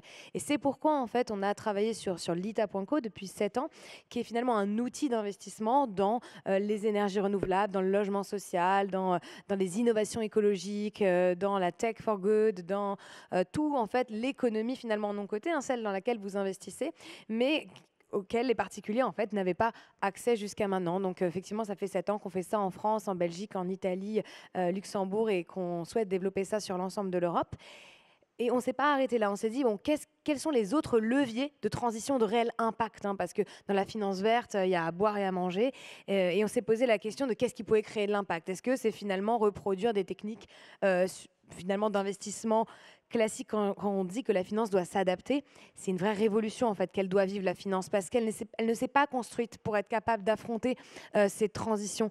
Elle s'inscrit sur des marchés qui ont une logique malheureusement un peu trop court-termiste, alors que les enjeux notamment sociétaux doivent se construire plus sur le long terme et pas sur des modèles économiques court-termistes. Elles se sont construites même parfois sur des enjeux de rentabilité qui sont même contre-productifs, par exemple par rapport à l'économie. Pour donner un exemple très concret, là on l'a vu pendant la crise Covid, que notamment l'AMF avait banni énormément d'opérations qui se font normalement sur les marchés, comme le pari à la baisse typiquement sur une action, ou tout plein de techniques en fait de trading, de fréquence, etc., qui sont le reste du temps utilisées pour créer de la rentabilité sur les produits financiers. Et en fait, voilà, il y a des mécaniques en fait aujourd'hui sur les marchés financiers qui sont un peu contre-productives. Et en même temps, il y a des gros actionnaires institutionnels qui aujourd'hui sont actionnaires des grandes entreprises internationales, qui sont celles sur lesquelles on va devoir voir des pivots, les énergéticiens, les industriels, etc. Si on ne voit pas de pivot à ce niveau-là, on peut continuer à travailler dans notre coin, mais on n'arrivera pas à voir une réelle transition. Et on a vu une technique... Eva, j'ai envie de juste t'arrêter sur ce point. Tu peux parler de ce que vous avez préparé sur Total ? Ça tombe bien, parce que j'allais aller dessus. C'est bien que j'ai bien réussi ma transition. Mais merci de me poser la question. Donc, effectivement, on s'est dit, voilà, ces techniques d'engagement actionnarial, je ne sais pas si vous savez ce que c'est, mais c'est des techniques d'investissement responsable qui permettent plutôt que de se dire on va exclure les secteurs qui nous semblent les plus carbonés ou les plus destructeurs. On va plutôt prendre des participations et utiliser notre droit de vote pour justement faire infléchir la stratégie d'une entreprise très carbonée, par exemple, vers une entreprise qui va se décarboner. Et on s'est dit, ces techniques, quand même, elles sont incroyables, mais elles ne sont réservées qu'à des investisseurs institutionnels qui sont parfois dans des... ils ne sont pas nécessairement toujours maîtres, finalement, de leurs décisions. Et comment on fait? On va offrir cette technique à des particuliers et on va prendre un exemple très concret qui est l'exemple de Total, qui aujourd'hui est l'investisseur majoritaire d'un projet qui s'appelle EACOP, qui est un des plus gros pipelines entre l'Ouganda et la Tanzanie de plus de 1400 km, qui a exproprié 100 000 personnes, qui a déforesté alors là on parle de biodiversité, donc l'Ouganda et la Tanzanie, dont la biodiversité est vraiment leur gagne-pain, leur moyen de survivre, et même qu'ils entretiennent et qu'ils chérissent, à la différence parfois des pays occidentaux qui n'ont pas toujours chéri leur biodiversité, en fait, vont se voir raser la moitié de leur état. Et pourquoi? Pour un projet d'extraction de pétrole, à l'heure où le GIEC nous dit qu'il ne faut pas sortir le pétrole du sol. Et on s'est dit, on va utiliser cette opportunité de l'Assemblée générale de Total du 25 mai pour permettre aux particuliers déjà de pouvoir analyser leur exposition justement à l'actionnariat de Total. Donc avec notre application Rift qu'on a développée, qui est en aparté une application qui permet d'évaluer l'impact des produits d'épargne sur la biodiversité, sur le climat, etc. On s'est dit, avec notre application Rift, on va leur permettre de faire de l'engagement actionnarial et donc de faire en sorte que Total arrête ce projet EACOP et que du coup les particuliers demandent à leur asset manager, demandent à leur gestionnaire d'actifs, pardon encore pour l'anglicisme, de voter contre la stratégie de Total qui est expansionniste. Et aujourd'hui, on a une très bonne nouvelle qui est qu'il y a un groupe d'investisseurs institutionnels composé notamment de Mescart, de Sycomore, de Rothschild, etc., qui va voter contre le plan expansionniste. Nous, ça fait 3 semaines du coup qu'on collecte les intentions des épargnants individuels. Plus de 30 000 personnes à travers différents canaux ont demandé à leurs gestionnaires d'actifs de voter contre ce plan expansionniste. Donc on attend maintenant la réponse des gros gestionnaires d'actifs et on espère pouvoir réfléchir. Il y en a quelques-uns dans la salle. Pour ceux qui nous écoutent, voter contre le plan expansionniste de Total le 25 mai, ça c'est quelque chose qui peut vraiment changer la donne. Et voilà, c'est à peu près tout. Eh ben, écoute, c'est très bien, merci. L'application Rift, tu auras l'occasion d'en reparler tout à l'heure lors du cocktail. Mais en tout cas, par rapport à tout ce qui vient d'être dit, si nous comprenons bien, il y a la nécessité absolue de la bonne connaissance entre les différents acteurs scientifiques, les acteurs financiers. Ça, je crois que de ce côté-là, on est tous d'accord. Alors si aujourd'hui nous avons une meilleure connaissance sur le climat, en revanche, sur la biodiversité, cela démarre à peine, notamment dans le secteur financier. Alors certes, poussé par la réglementation, mais effectivement, et on l'a rappelé, loin de maîtriser le sujet, et Kalina tout à l'heure nous expliquait tout ça. Alors que vous, scientifiques, effectivement, vous êtes des experts et effectivement, en vous écoutant, on le voit parfaitement. Mais concrètement, côté Ifremer et Office français de la biodiversité, quelles sont vos actions pour que les enjeux de la biodiversité soient pris en compte par tous les acteurs économiques que nous sommes? Peut-être Pierre? D'abord, je voudrais féliciter Eva parce que son action, il se trouve que je connais bien les projets ougandais de Total et que j'ai œuvré dans une vie antérieure à protéger les chimpanzés qui sont assez nombreux en Ouganda, et d'une scientifique qui s'appelle Sabrina Krief qui travaille à l'interaction entre les populations, ces animaux magnifiques, sauvages, qui sont menacés d'érosion et même de disparition dans certaines forêts à cause de certains projets de Total, et en développant des luttes contre le braconnage et des projets économiques viables. Donc je trouve que je trouve ça formidable de montrer à quel point les acteurs financiers privés, individus, actionnaires peuvent agir sur le cours des choses. Enfin, je regarderai ça de près. Pardon, c'était une digression. Mais on est là en table ronde. Donc, on est en table ronde. Exactement, tu fais très bien. Bon. Voilà. Comment on fait, nous il faut reconnaître quand même que la finance a un temps de retard. Dans les questions de biodiversité et climat, on l'a vu tout à l'heure dans votre présentation de l'OSG, on voit que c'est monté. La biodiversité, il y a un temps de retard. C'est pas facile, la biodiversité, parce que c'est pas quantifiable de la même façon. Je vois qu'il y a eu des tentatives d'évaluer le coût. Il y a eu le rapport Stern de la Banque mondiale, puis depuis, il y a des tentatives. Il y a même une initiative américaine qui a évalué le prix de 4000 écosystèmes. On dit que l'océan, c'est la 7e économie du monde. On dit que les écosystèmes représentent 1,4 du PIB mondial. Bref, on documente plein de choses. Mais il est difficile de chiffrer le prix de l'inaction. Ça, c'est difficile à chiffrer. Alors, il y en a qui essayent. Donc, en fait, nous, modestement, notre rôle, c'est de convaincre les entreprises, les acteurs financiers de 2 choses. D'abord, pourquoi il faut investir dans la biodiversité ? La première, c'est que nous sommes dépendants, tributaires de la biodiversité. Ça s'explique.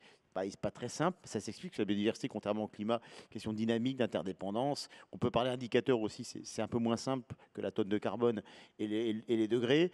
Mais nous, on est là donc pour convaincre que, les acteurs financiers et économiques sont dépendants. On a fait une étude à l'OFB avec l'AFD, avec la Banque de France, qui montre que 42% des actifs financiers dépendent d'un écosystème, au moins. 42. Et que donc, en fait, vous êtes juste assis sur une branche qu'on est en train de scier, quoi. Donc, et qu'est-ce qui est derrière si on n'agit pas? C'est la stabilité du système économique et financier. Donc, c'est pas pour faire peur, c'est juste que c'est documenté scientifiquement. Il y a des gens sérieux qui travaillent dessus et qui peuvent vous l'expliquer.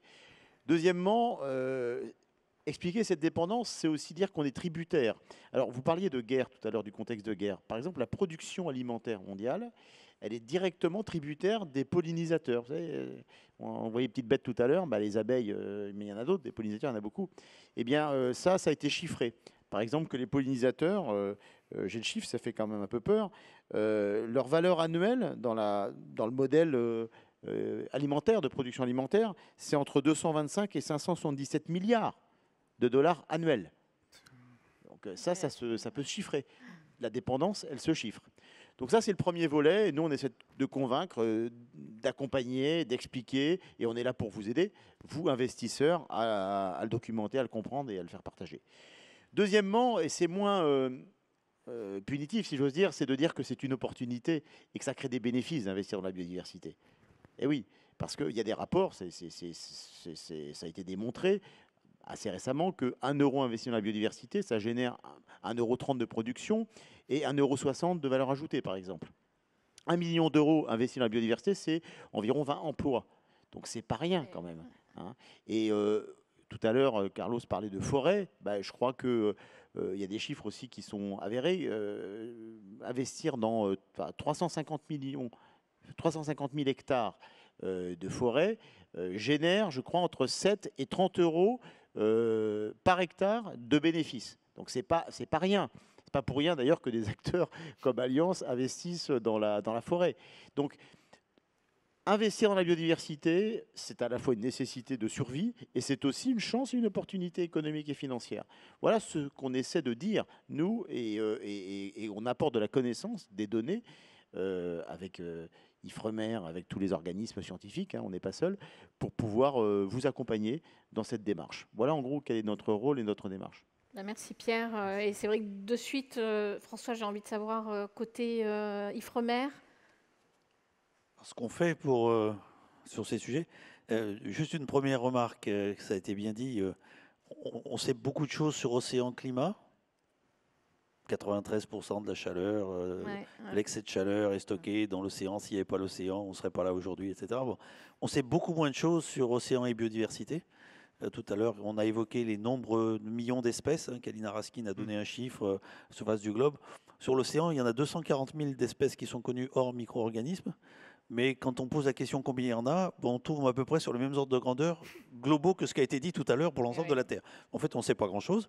Donc on est engagé dans une sorte de course de vitesse où notre problème à nous, c'est à la fois d'alimenter la connaissance première, c'est-à-dire en savoir plus rapidement sur l'ensemble des ressources vivantes, la biodiversité qui est dans l'océan.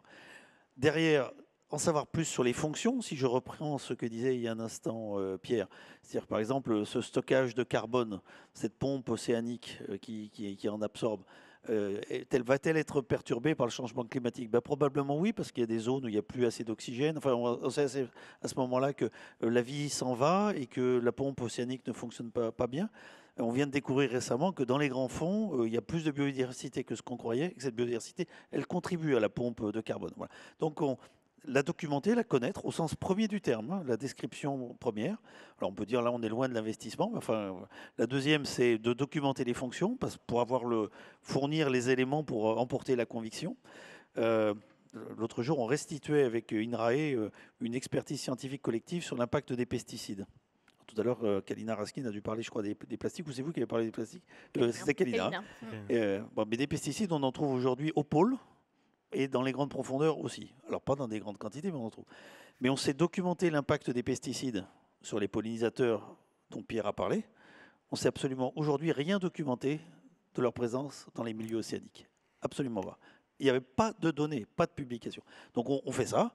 Puis le troisième élément de la course de vitesse, donc premier, il faut connaître. Deuxième, c'est documenter les fonctions pour pouvoir renseigner les uns et les autres sur les enjeux, les opportunités. Puis le troisième, c'est après, dans cet ensemble de connaissances qu'on va générer, mettre en place des dispositifs, les moyens pour que quand on a de la connaissance qui est intéressante, alors que ce soit pour des politiques publiques, parce que l'océan est un bien commun, et donc en tant que bien commun, il est souvent géré via des politiques publiques, ou que ce soit pour des entreprises, pour de l'innovation, voilà, trouver les moyens de transférer avec les quelques exemples que j'évoquais tout à l'heure. Mais c'est une sorte de course de vitesse sur 3 fronts à certains égards, parce qu'on a besoin d'en connaître beaucoup plus. Et dernier point, vous connaissez les 17 objectifs du développement durable. Il y a quelques années, il y a un cabinet de consultants, dans les cabinets célèbres actuellement, qui avait fait une étude sur l'investissement dans les 17 ODD. L'ODD 14, celui de l'océan, c'est celui dans lequel il y a eu le moins d'investissement jusqu'à présent. Et donc il y a bien aussi un enjeu particulier dans ce domaine-là, mais qui est lié, je pense, dans une certaine mesure, au déficit de connaissances, et puis aussi à ce caractère de bien commun qui font que l'océan, il est un peu loin de nous, sauf à certains moments de l'année, mais voilà, et puis pour certaines professions particulières. On y travaille ensemble sur voilà. ce déficit-là. En tout cas, c'est vrai qu'on a entendu qu'il y a un besoin de connaissance, il y a la connaissance qui veut aussi éclairer la science, la finance, et finalement, comment tout ça se connecte concrètement, comment on peut mettre en place des ponts pour agir, et donc essayer d'aller très très vite pour être dans cette course de vitesse que vous mentionniez. Pierre, tu veux commencer ? Je pense que d'abord, il faut faut construire un langage commun. Ouais. Le langage des financiers n'est pas celui des scientifiques, pas celui des experts, pas celui des politiques d'ailleurs. Donc, si on veut pouvoir être à la hauteur des enjeux qui ont été très bien décrits, il nous faut créer ce langage commun et des indicateurs. Ça, on n'y coupera pas. Vous avez besoin d'indicateurs. Voilà, donc on y travaille. Vous y travaillez beaucoup. Mais il y a un moment où il faut une métrique pour pouvoir. Vos investisseurs ont besoin d'avoir des indicateurs d'impact et indicateurs d'évolution de l'empreinte.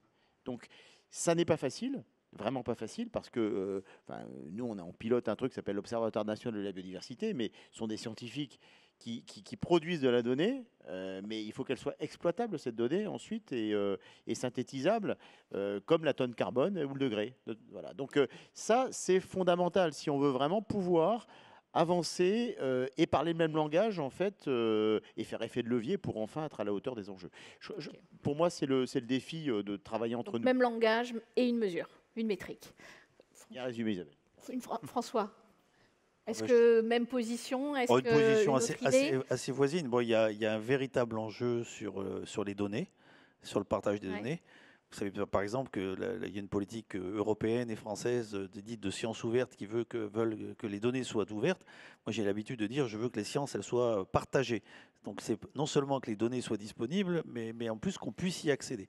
Et ça, c'est vraiment, je crois, quelque chose d'essentiel pour les raisons que Pierre a évoquées.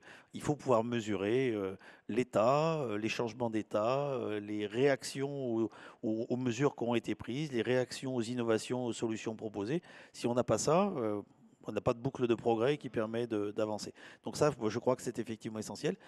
La question du vocabulaire aussi. Il y a enfin, je pense, le besoin de favoriser multiplier les dispositifs d'interaction. Alors c'est un peu ce qu'on fait d'ailleurs ensemble, mais tous les éléments qui vont permettre, soit comme je l'évoquais tout à l'heure, d'accueillir des gens qui ne sont pas de notre établissement, mais qui viennent chez nous parce qu'ils y trouvent de la compétence, favoriser aussi la dissémination, l'essaimage de collègues, favoriser le partenariat. Nous, on essaie de développer tout ce qui est recherche contractuelle avec les entreprises. Alors ça sort du champ de l'investissement, mais voilà, il y a besoin de multiplier ces dispositifs-là, pas de façon anarchique, mais de façon raisonnée, et puis de les amplifier. C'est vrai, apprendre à mieux se connaître pour travailler mieux ensemble. Et c'est vrai que je pense qu'avec Romain, qui est dans la salle, on a aussi fait travailler nos équipes ensemble, nos équipes de Swen et vos équipes. Et on voit bien que voilà, ça a besoin de se trouver, d'échanger, et ensuite les passerelles se mettent en place. Il y a cette question, ça a été très bien dit par Pierre, en général, mais sur l'océan, cette question de vocabulaire, et puis cette distance entre scientifiques et puis investisseurs, citoyens. Une chose très juste qui est dite, mais qui va au-delà de ce dont on parle là, sur l'océan, on a aussi besoin d'arriver à donner à voir à des Parisiens, puisqu'on était aujourd'hui à Paris, parfois même à des Bretons de l'intérieur qui ne sont pas au bord de l'eau. Et on en a un des Bretons. Il y a quelques Bretons là dans la salle. Hein. Voilà, mais je viens de Brest ce matin, donc voilà. Mais aussi à donner à voir les enjeux et le fonctionnement. C'est Pascal Lamy, l'ancien directeur général de l'OMC, qui disait il faut remplir le gap émotionnel et que les gens se sentent concernés. Voilà, donc il y a quelque chose là à faire. Et ça sort un peu de ce qu'on dit là, mais ça renvoie quand même au très beau spectacle que vous avez fait au début, parce qu'à un moment, ça passe par de la médiation scientifique, ça passe par d'autres choses. Voilà, c'est pas l'objet de la table ronde, mais à un moment, il faut quand même qu'on soit touché pour avoir envie de se saisir de ces enjeux-là et de ces défis. Merci pour ce témoignage. On est touché en tout cas. Allez, il faut qu'on... parce que là, au niveau timing, Est-ce que tu veux préciser quelque chose? Comment tu vois un peu le lien direct qu'on peut faire pour marier la connaissance, l'investissement, les particuliers? Comment tu vois ça? Et en même temps, je voulais juste préciser que Ophi aussi s'est opposé et a eu la posture la plus engagée. Donc, je pense qu'il y en a d'ici. Et j'ai vu ça et bravo, merci à vous en tout cas.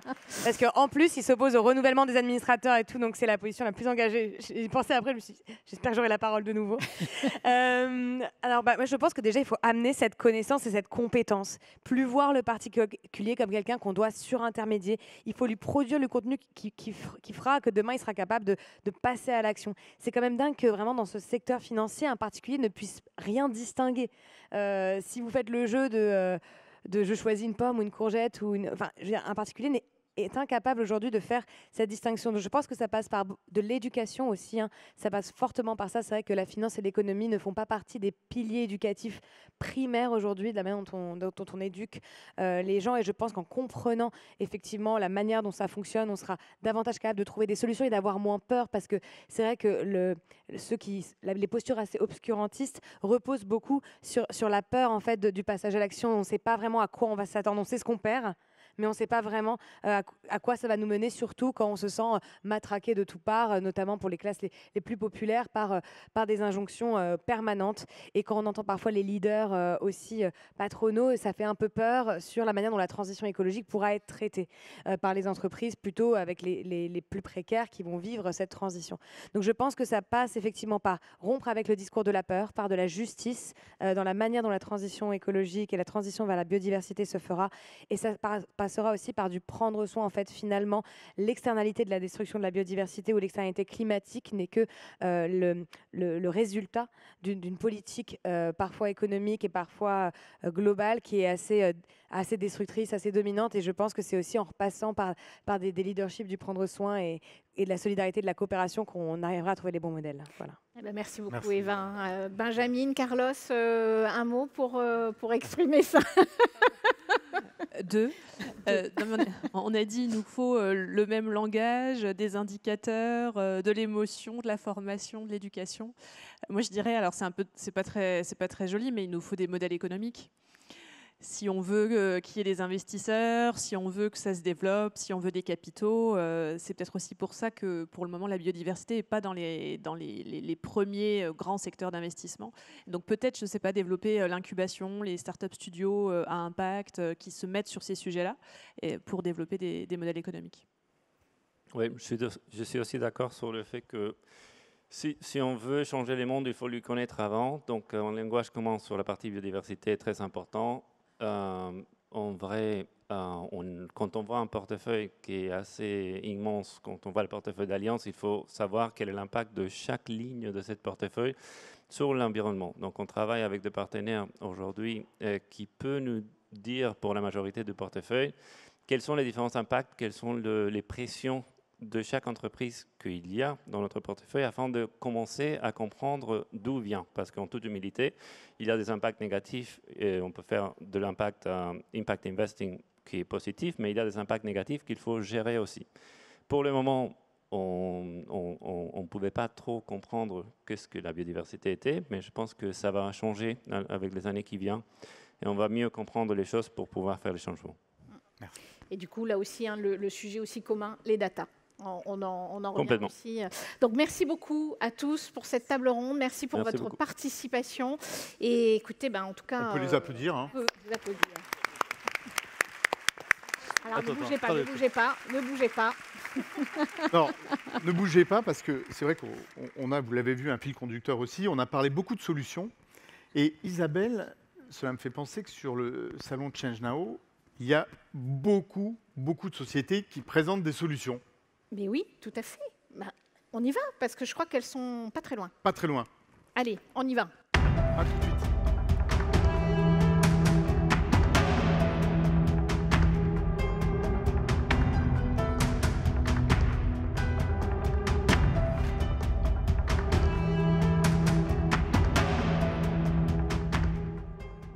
Bonsoir, nous sommes ravis de vous retrouver ici, sur ce stand.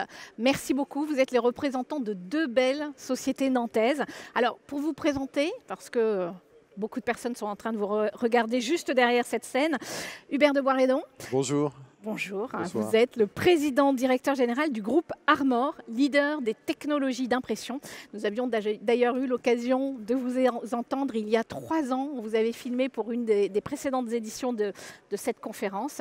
Et vous, Antoine Hamon, vous êtes le directeur général délégué, bonsoir, de Life, une French Tech spécialisée dans la production d'hydrogène que nous avons aussi le plaisir d'accompagner au Capital. Et vous êtes d'ailleurs présent sur ce salon comme solution partenaire de Swen. Alors, pour démarrer, on a envie de vous poser la question que vous nous présentiez vos entreprises et leur écosystème. On commence par Hubert. Alors déjà, bonsoir à tous et merci de votre confiance. Alors Armor, on va dire, c'est une vieille entreprise puisqu'on fête nos 100 ans cette année. Armor, c'est le spécialiste de l'encre et des consommables d'impression, c'est connu comme ça. C'est le créateur du papier carbone, on parlait de l'Armor autrefois. Ça a été les rouleaux de fax, les cassettes de machines à écrire, les cartouches jet d'encre, les cartouches laser. Et plus récemment, les rubans dits transfert thermique. Alors c'est compliqué peut-être pour certains. En fait, ce sont les rubans d'impression qui impriment tout ce qui sont les étiquettes code barre et les informations variables sur emballage. Et nous sommes devenus, au cours de ces 20 dernières années, le leader mondial incontesté sur cette technologie. Donc, quand vous faites faire une prise de sang et qu'il y a une petite étiquette avec un code barre, sachez qu'il faut qu'il soit bien imprimé pour ne pas la confondre avec celle du voisin. Ça, c'est Armor. Et puis, au cours des dernières années, on s'est diversifié dans les énergies renouvelables, notamment, et dans la production locale à partir de notre savoir-faire. On pourra peut-être en reparler après. Et vous, Antoine ? Alors Life, on n'a pas 100 ans d'expérience. Life est né du constat qu'on avait besoin d'énergie décarbonée et qu'on parlait beaucoup d'énergie renouvelable, des éoliennes, des panneaux solaires, mais qu'avec ces énergies électriques renouvelables, on avait une contrainte de stockage, une contrainte de transport, et que ces énergies électriques n'étaient pas compatibles avec l'ensemble de la mobilité ou de l'industrie.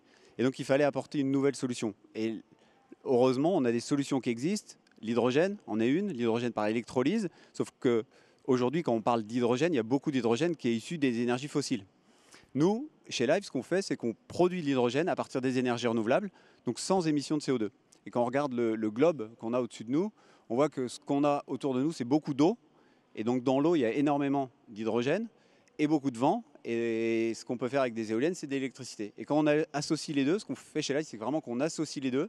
On associe l'intérêt et l'hydrogène qui est dans l'eau, avec l'énergie qui n'émet pas de CO2, on en fait de l'hydrogène qu'on va pouvoir stocker, distribuer dans la mobilité, dans l'industrie et dans tous les usages. Et c'est ce que vous avez fait à Bouin, premier site en Vendée. Exactement, donc un cas concret qui prouve qu'aujourd'hui, on est à Change Now, donc aujourd'hui on est capable de faire de l'hydrogène vert, sans émission de CO2, d'alimenter des usages. Donc aujourd'hui on alimente des bus, on alimente des chariots élévateurs, on alimente des camions poubelles, on alimente des voitures. Et aujourd'hui, c'est disponible en Vendée à partir d'eau de mer et de vent. Dans les territoires. Dans nos territoires. Ah mais super. Vous avez tous les deux entendu parler nos précédents speakers à la table ronde. On a parlé d'adaptation.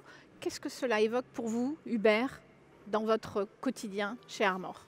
Alors pour nous, ça a été 2008, une expérience fondamentale. Pour moi, de regarder le film La vérité qui dérange du vice-président Al Gore, un choc.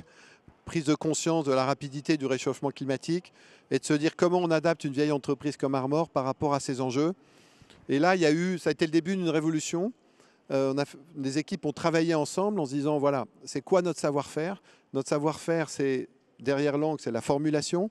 Derrière les films, le carbone, les rouleaux de fax, les rubans de transfert thermique, en fait, on a un savoir-faire d'induction de couches minces sur film mince. Et on s'est dit comment on peut mettre cette technologie au service des énergies renouvelables, de la lutte contre le réchauffement climatique. Et ce qui est incroyable, c'est que les équipes sont revenues avec 2 projets complètement innovants. Le premier, c'est de dire, on pense qu'on pourrait réinventer les panneaux solaires silicium classiques qui sont opaques, rigides, qui pèsent à peu près 10 kg du mètre carré et qui sont importés en grande majorité, plus de 95% de Chine. On pourrait en faire des films souples et minces en enduisant sur les films, comme on le fait sur l'impression, des couches de polymères organiques. Et en fait, pour en faire des produits souples et minces. Voilà. Incroyable. Donc ça, c'est un bel exemple d'adaptation. d'adaptation. C'est un bel exemple d'adaptation. Et là, Vous nous avez amené... Voilà, en fait, on vient de couvrir par exemple, le Centre international de R&D de Novartis en Suisse, avec nos films qui ont comme caractéristique de pouvoir couvrir toute surface exposée à tout type de lumière, incluant des surfaces de béton, courbes, etc., puisque la caractéristique de ce film, c'est qu'on peut le découper, on peut en faire ce que l'on veut. Incroyable. Voilà, ça, c'est une adaptation. Incroyable. Ah non, mais très, très intéressant. Antoine, chez Life, l'adaptation, c'est quoi?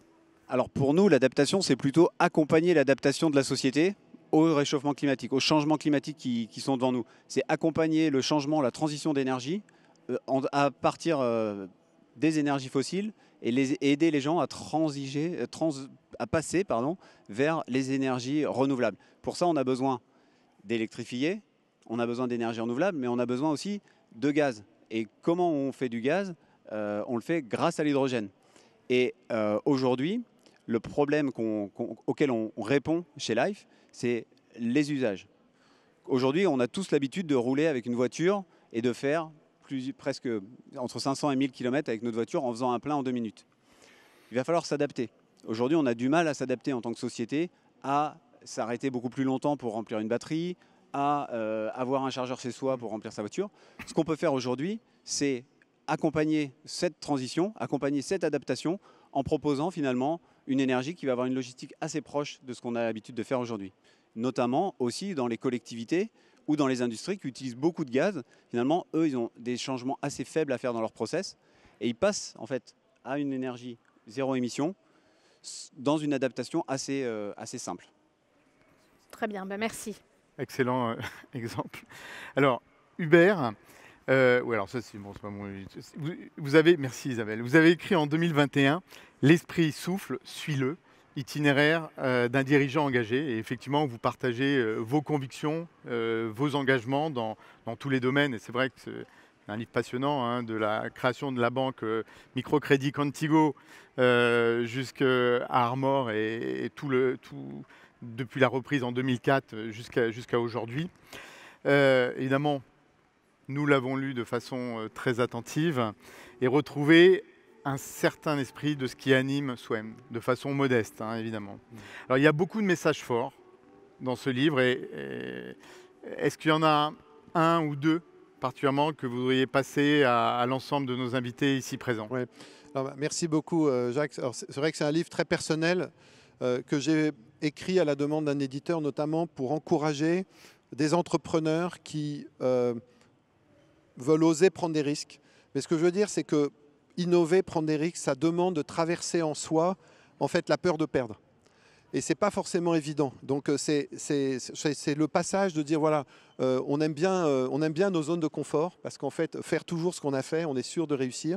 Et innover, comme par exemple sur les films photovoltaïques, ce n'est pas si facile parce que ça expose à la possibilité qu'on n'arrive pas aussi vite qu'on aimerait.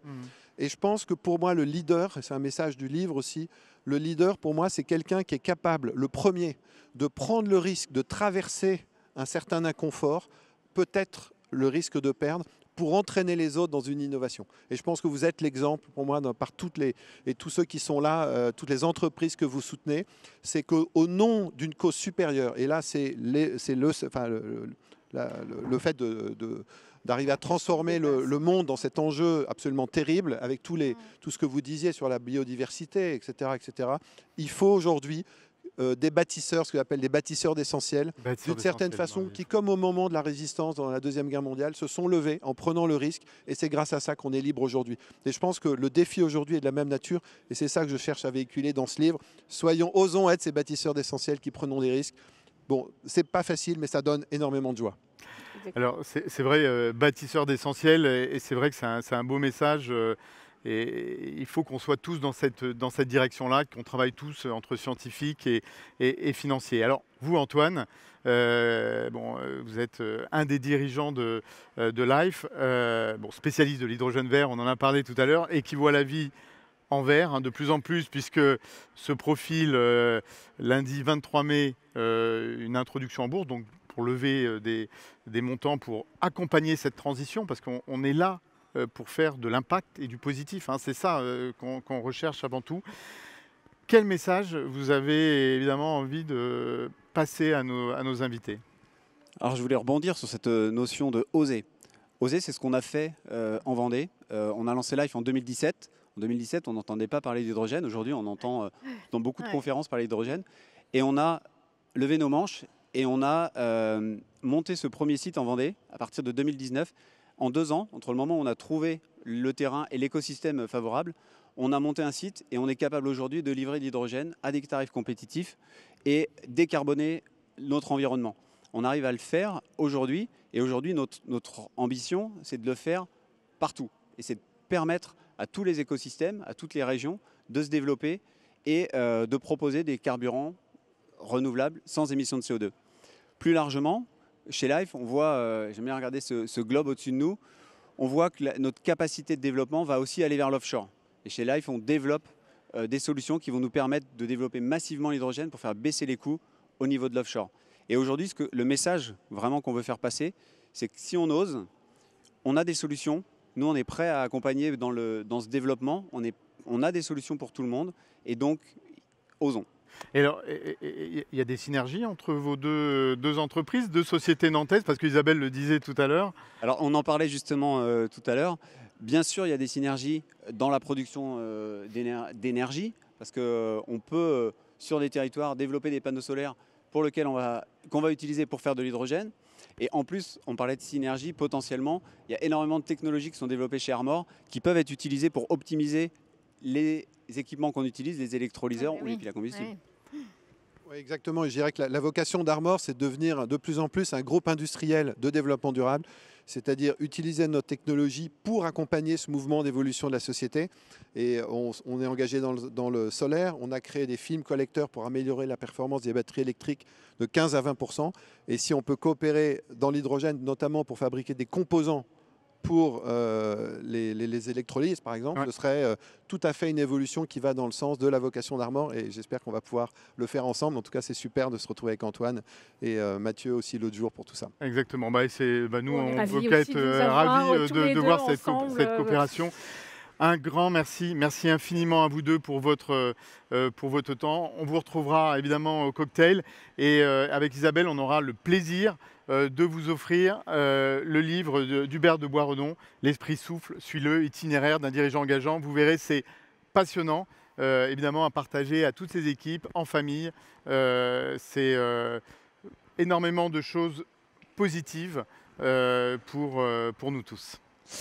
Et alors Jérôme, là, on passe de suite à la dernière partie de soirée parce qu'on va avoir la remise des prix avec nos sociétés de gestion qui vont être honorées. J'invite à distance Emmanuel Parmentier du cabinet Un Défi, notre partenaire fidèle depuis le lancement des ESG Best Practices Honor, à monter sur scène pour prendre la main pour la remise des prix.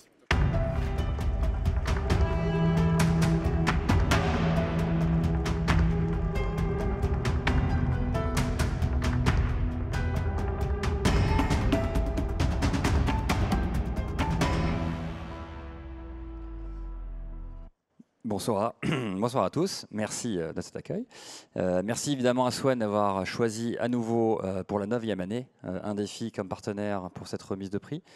Pour ceux qui ne nous connaissent pas encore, Un Défi, c'est un cabinet de conseil en stratégie, 85 consultants à Paris et à New York, dédié aux investisseurs financiers Et j'ai le plaisir de diriger notre équipe finance durable, de conseil en finance durable, forte de 25 consultants.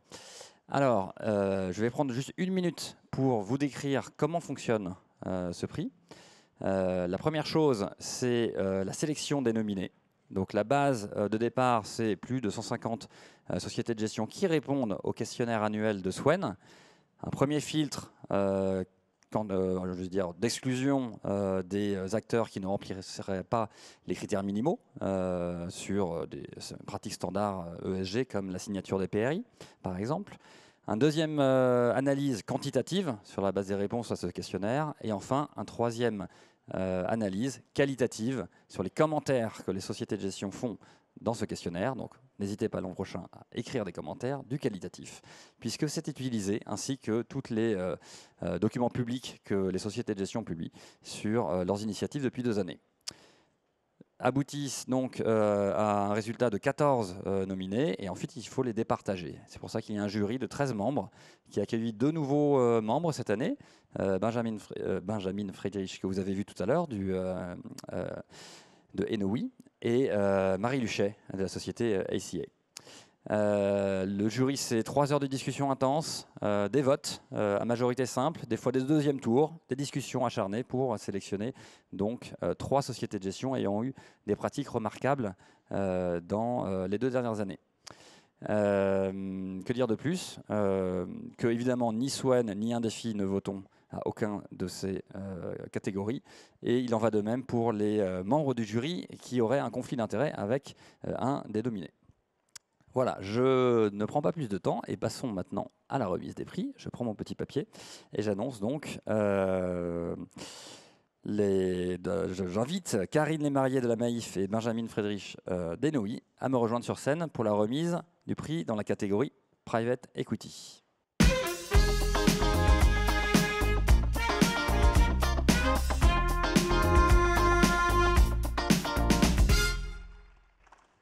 Bonsoir à tous. Pour ce premier prix, donc le jury a choisi de récompenser une société de gestion qui s'est engagée de longue date dans une démarche ESG et qui a, en raison de cet engagement, déjà été nominée à plusieurs reprises au BPH. Mais cette société ne s'arrête pas là, puisqu'elle a récemment signé une nouvelle initiative, les OPIM, Operating Principles for Impact Management, initiative qui témoigne de son engagement d'aller plus loin en adressant les enjeux de la donnée et en contribuant à apporter des solutions aux problématiques et enjeux environnementaux et sociaux qui ont pu être évoqués tout au long de la soirée. Et nous avons donc le très grand plaisir de remettre ce prix à Quadriga.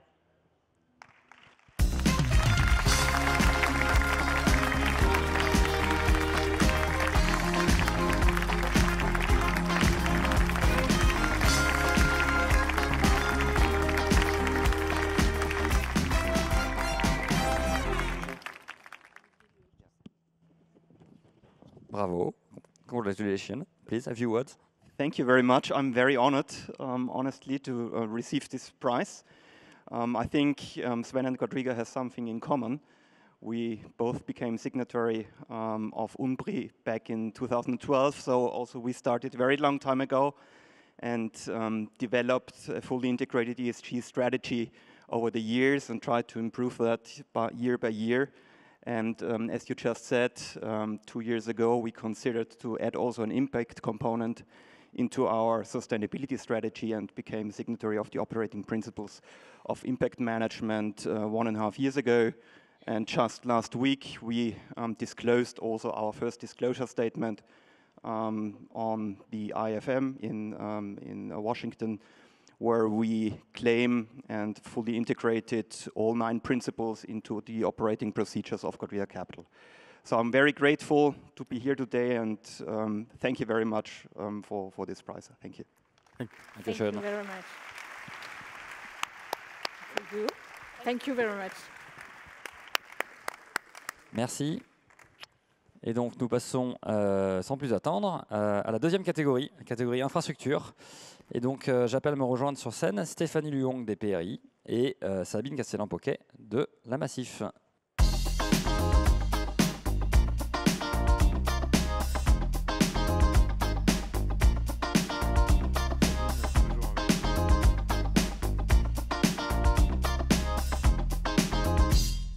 Bonsoir à tous.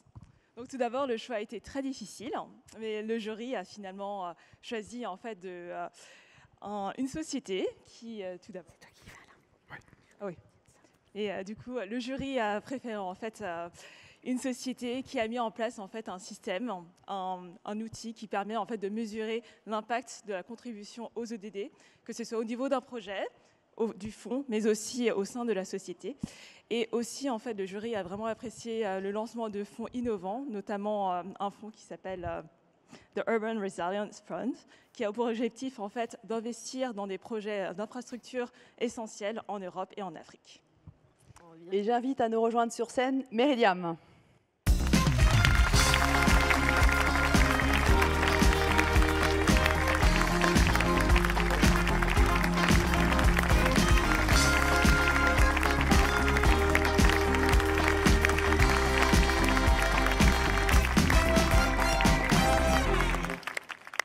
Ginette. Merci. Bonsoir. Bonsoir. Au nom de Meridiam, je remercie évidemment Sven et les membres du jury pour ce prix qui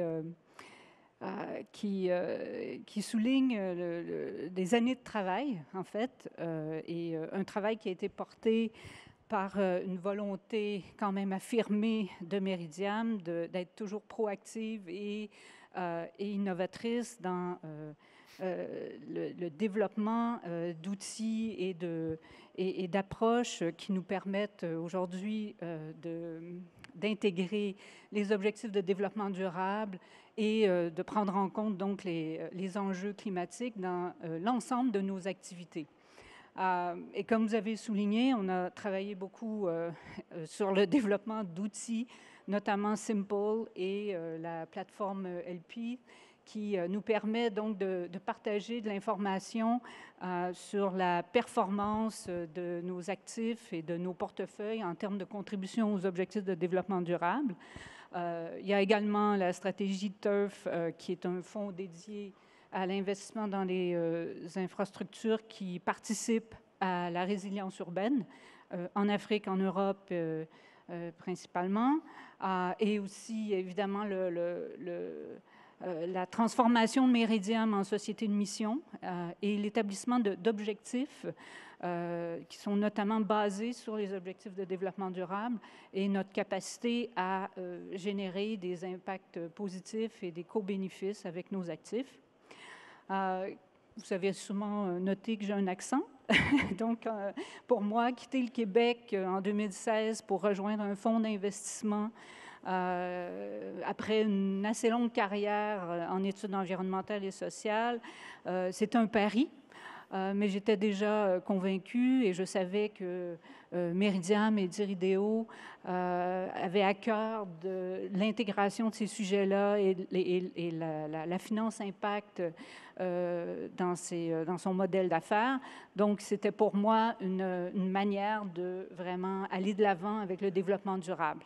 Mais je n'avais jamais anticipé qu'on pourrait aller aussi loin dans le développement d'approches méthodologiques, d'outils et de travail pour vraiment mener à terme cet objectif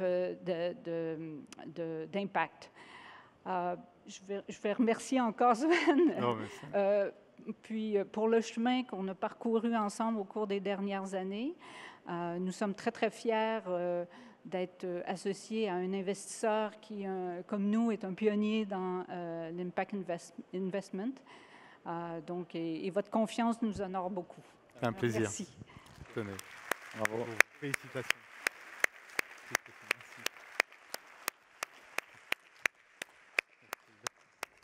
Merci. Et donc nous allons passer au troisième prix, c'est le prix du jury. Alors chaque année, ce prix du jury, il a un angle, un thème. Et cette année, le thème, les membres du jury vont vous le dire, hein, était plutôt social et sociétal. Alors pour remettre ce prix, j'appelle donc Carole Imbert de Shell Prince et Sabrina Cadalan de Crédit Mutuel Arkea.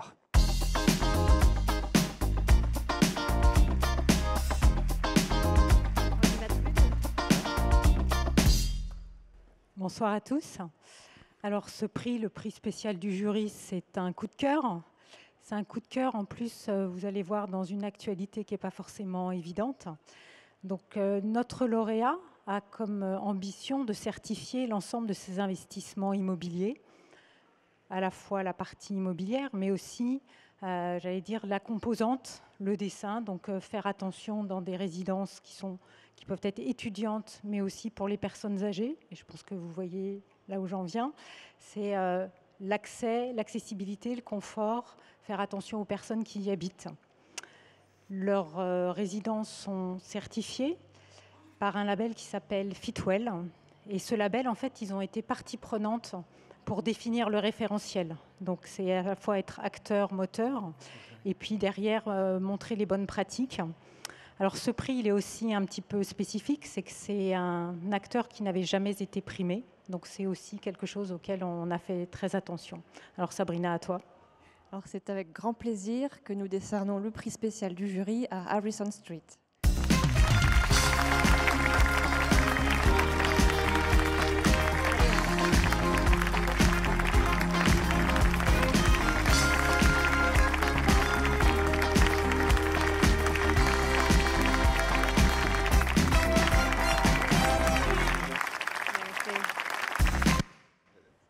Well, thank you. We're so honored to be here and excited to be part of this and among so many great firms that are truly making an impact and a difference. For us, we're very focused on our key stakeholders, as mentioned, and so when we think about outcomes for students and patients, we want to make sure that we're doing the best that we can kind of across the board from an ESG perspective, so focused on healthy and sustainable communities. So very, like I said, very honored to be here, and thank you, merci. Congratulations. This one. Et merci Xavier Gors encore pour ces magnifiques dessins. Thank you. Thank you. Isabelle, Jérôme, je vous rends la parole Eh pour la conclusion. On la reprend. On la reprend. Merci beaucoup à tous les trois. Merci. Alors, voilà, ça touche à sa fin, puis je pense que vous avez tous envie de vous retrouver au cocktail juste derrière nous, derrière le globe. Merci au jury. Hein. Emmanuel l'a rappelé tout à l'heure, le jury, c'est un jury indépendant qui décide sur la base de travaux qui sont réalisés par Emmanuel et ses équipes. Donc bravo au jury, un grand bravo également aux gagnants de cette 9e édition. Et Isabelle l'a rappelé tout à l'heure, vous l'avez vu, les dessins de Xavier Gors nous accompagnent depuis le début. Donc c'est une vraie belle aventure. Xavier, un grand merci pour tes dessins. Et merci à tous les intervenants qui sont venus ce soir. Merci aux artistes également, beaucoup d'émotions qui étaient là pour démarrer la soirée. Donc on est très satisfaits de vous avoir tous enfin de retour physiquement. Alors, pour la réalisation de cet événement, évidemment, ce n'est pas nous deux, c'est toute une équipe, c'est l'équipe Swen que nous remercions vraiment très fortement. On remercie Chantal et Charles Hervé, sans qui cet événement ne pourrait pas avoir lieu également. Thomas qui nous accompagne aussi. Et donc nous vous donnons rendez-vous l'année prochaine, ce sera la 10e édition. La 10e édition, et puis j'ai quand même 2-3 merci encore à faire, et c'est fini après. Moi, merci aux équipes de Change Now, et particulièrement Marie, pour tout ce qu'elle a fait. Merci à nos partenaires fidèles, je l'ai dit tout à l'heure, un défi, Phil Fisher, qui nous ont accompagnés. Et puis merci également à nos actionnaires, parce qu'on est là grâce à eux, donc le groupe OFI et Arkea. Merci beaucoup pour votre accompagnement. Et maintenant, place au cocktail et belle soirée juste derrière.